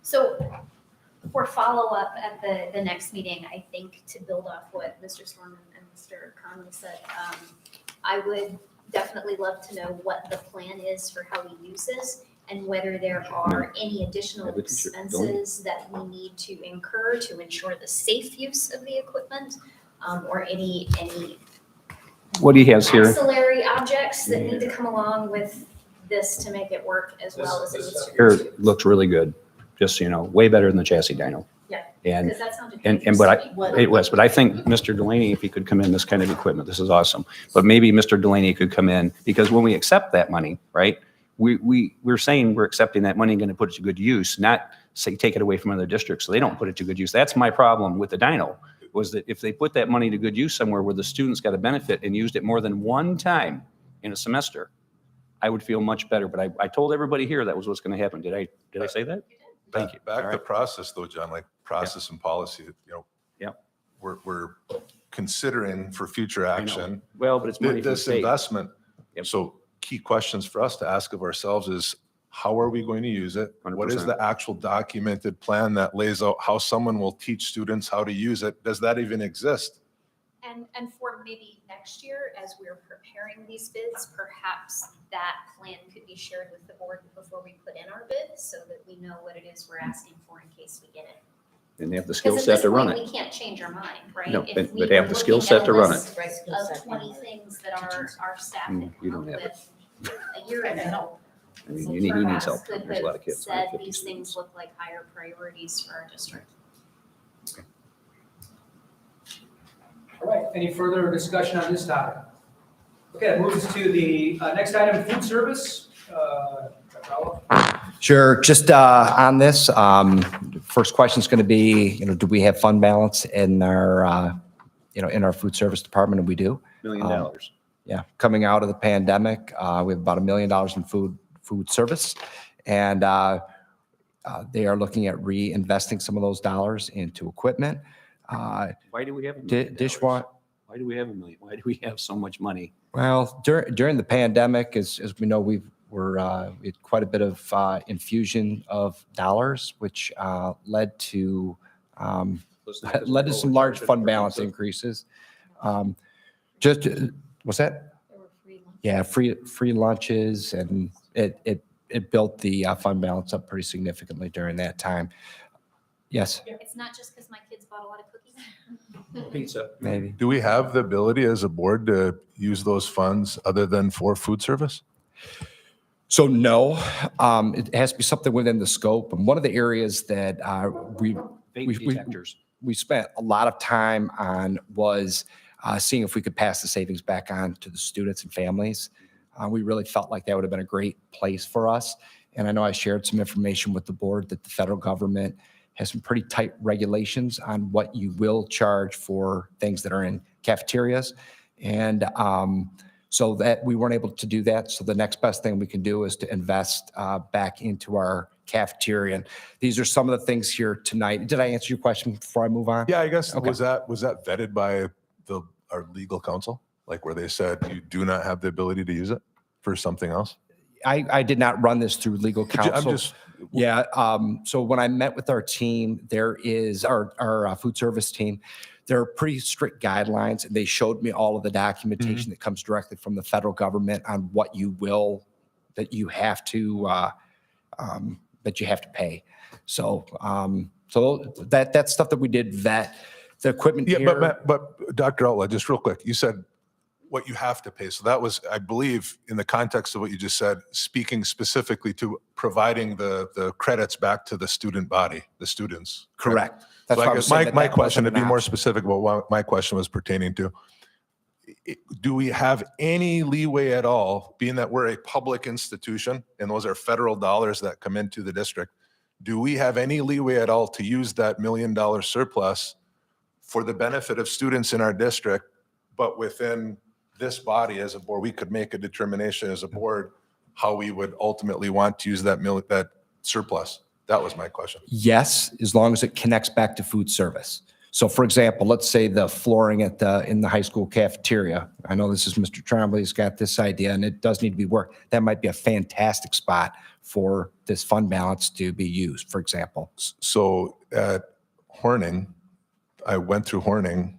with Miss Marks, and there's a major issue there with regards to just the lunch room, kids eating on one side of the curtain. Is that and on the other gym one? is that happening on the other side of the curtain? Would this be an avenue to use funds to fix that situation? Yeah. So anything that connects back to food service, those are things that could be on the table. In the immediate, it's dishwashers, it's ovens, it's servings lines, it's grills.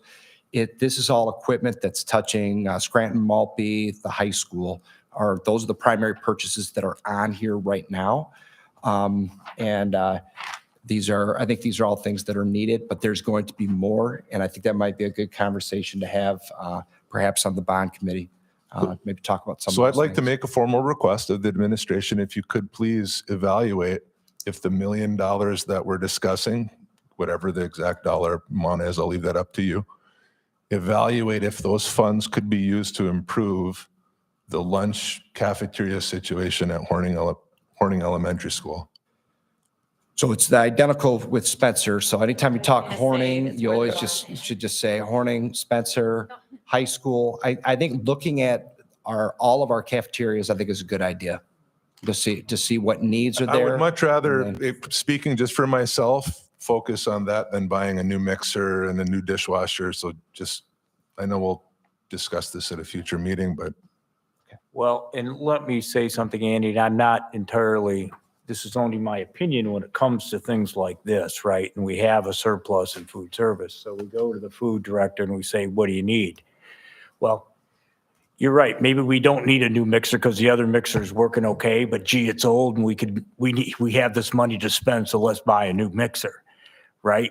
I don't know what's validated this choice of equipment across the board other than going to food service and saying, what do you need? Right?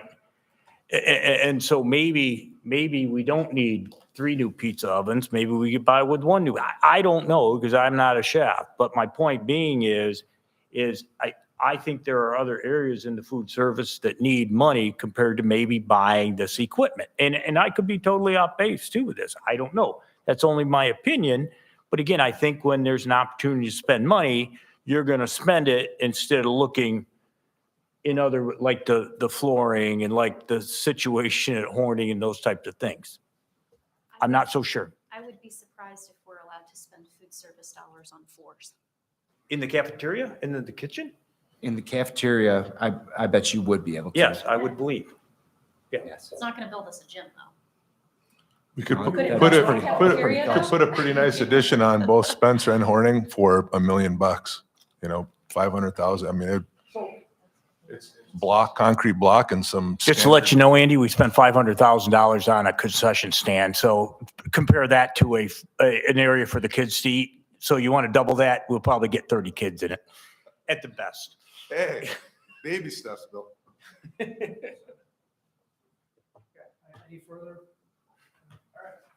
Okay, that moves us then to item C, the budget amendment update. Just give it a heads up that next month Mike is going to be bringing a budget amendment to the board. Nothing else to share other than that. The only thing I would ask Dr. Outlaw is just to make sure that we don't have another meeting before next, when this is going to come forward. I would like to have that as early as possible distributed to all the board members so that it can be reviewed. I don't even know if there's time the finance committee can get together before then to look at it, but if they can, that would be approved. That would be approved thing to do as well. Okay. So. Yep, thank you. Okay, and then the next item are the committees. Obviously, everyone received the email that has all the committee assignments, the chairs.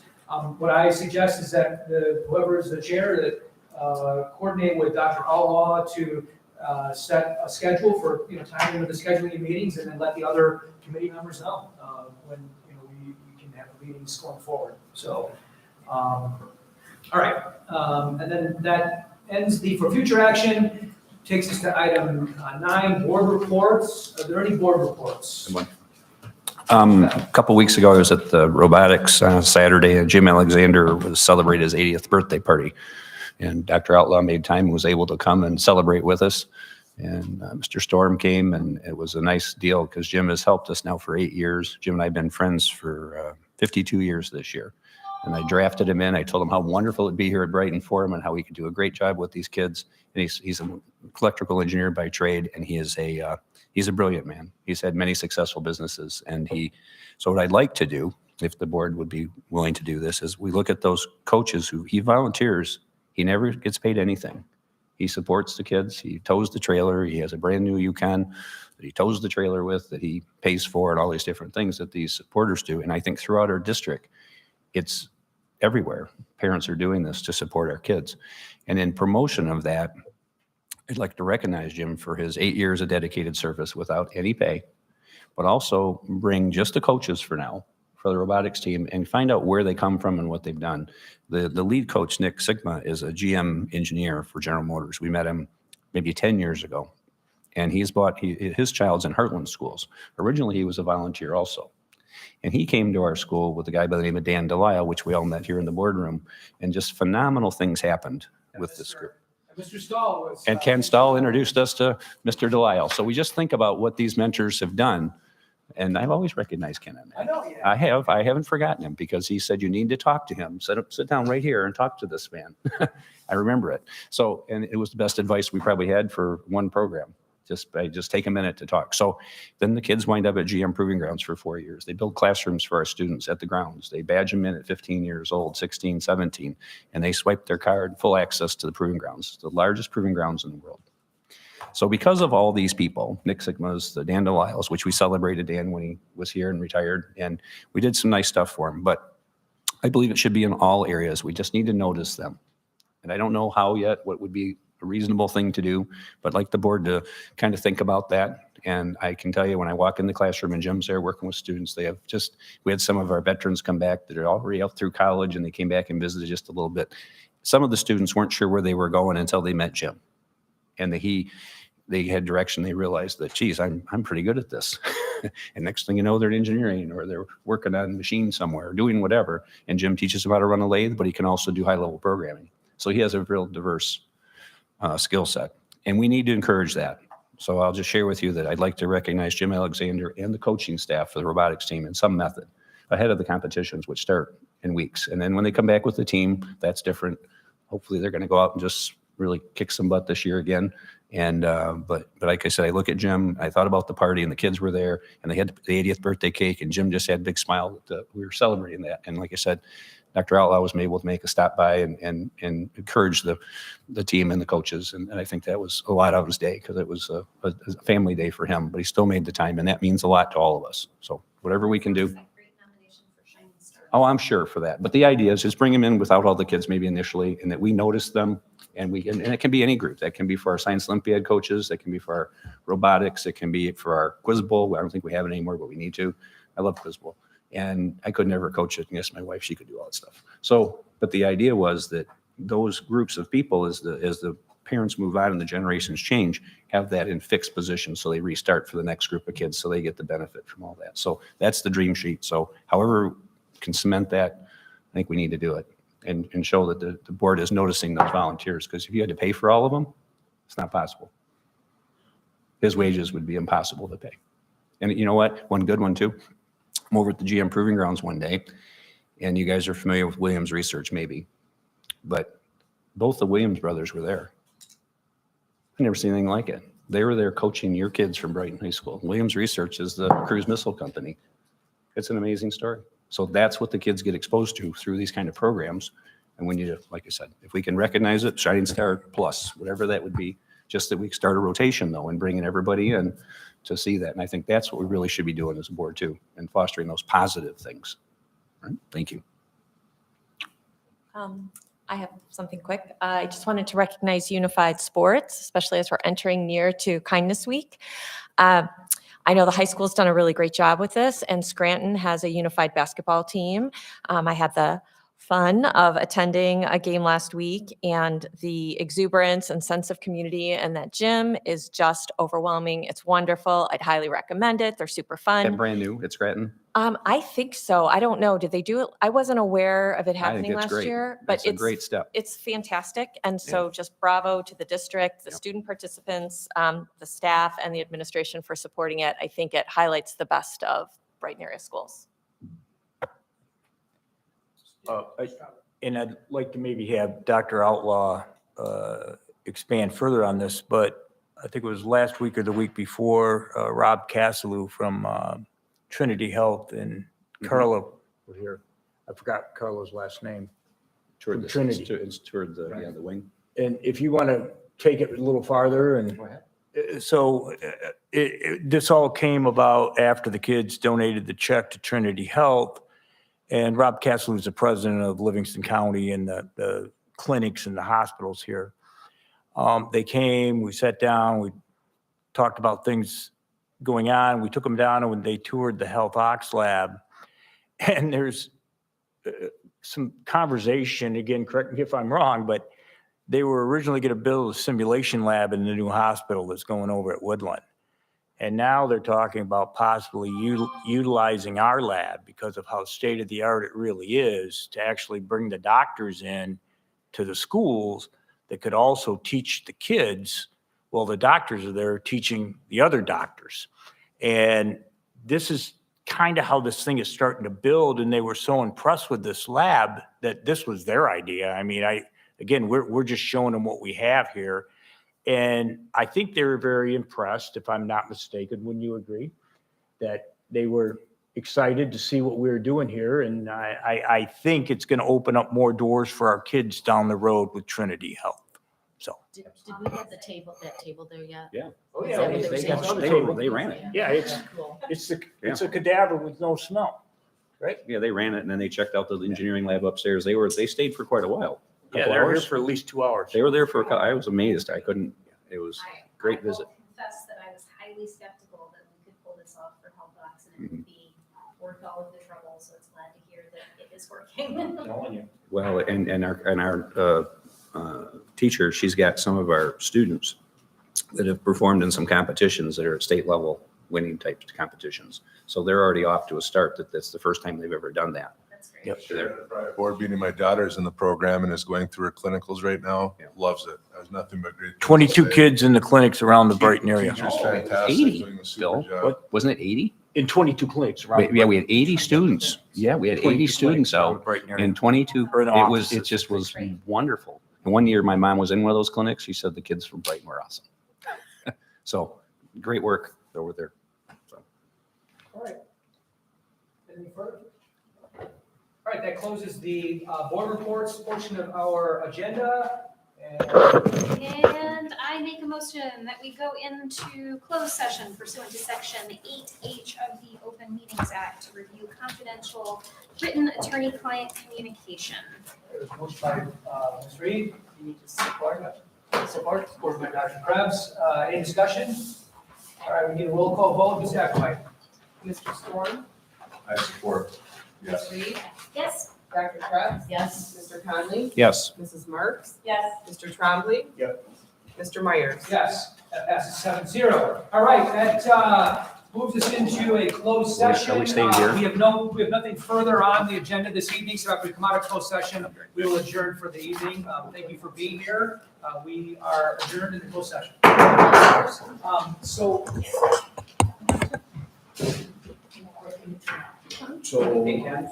Ken, Mr. Ken. Ken. Hey, wait a minute. Yeah. I think if we stay here, we have to shut off the recording and then the recording will not be there when we. Shut it off? Okay. Maybe we could go back over here at least, just so that we're away from microphones, just in case there's some sort of technical glitch or anything like that. That happening. Yeah, sit. This should be like 5 minutes. Okay.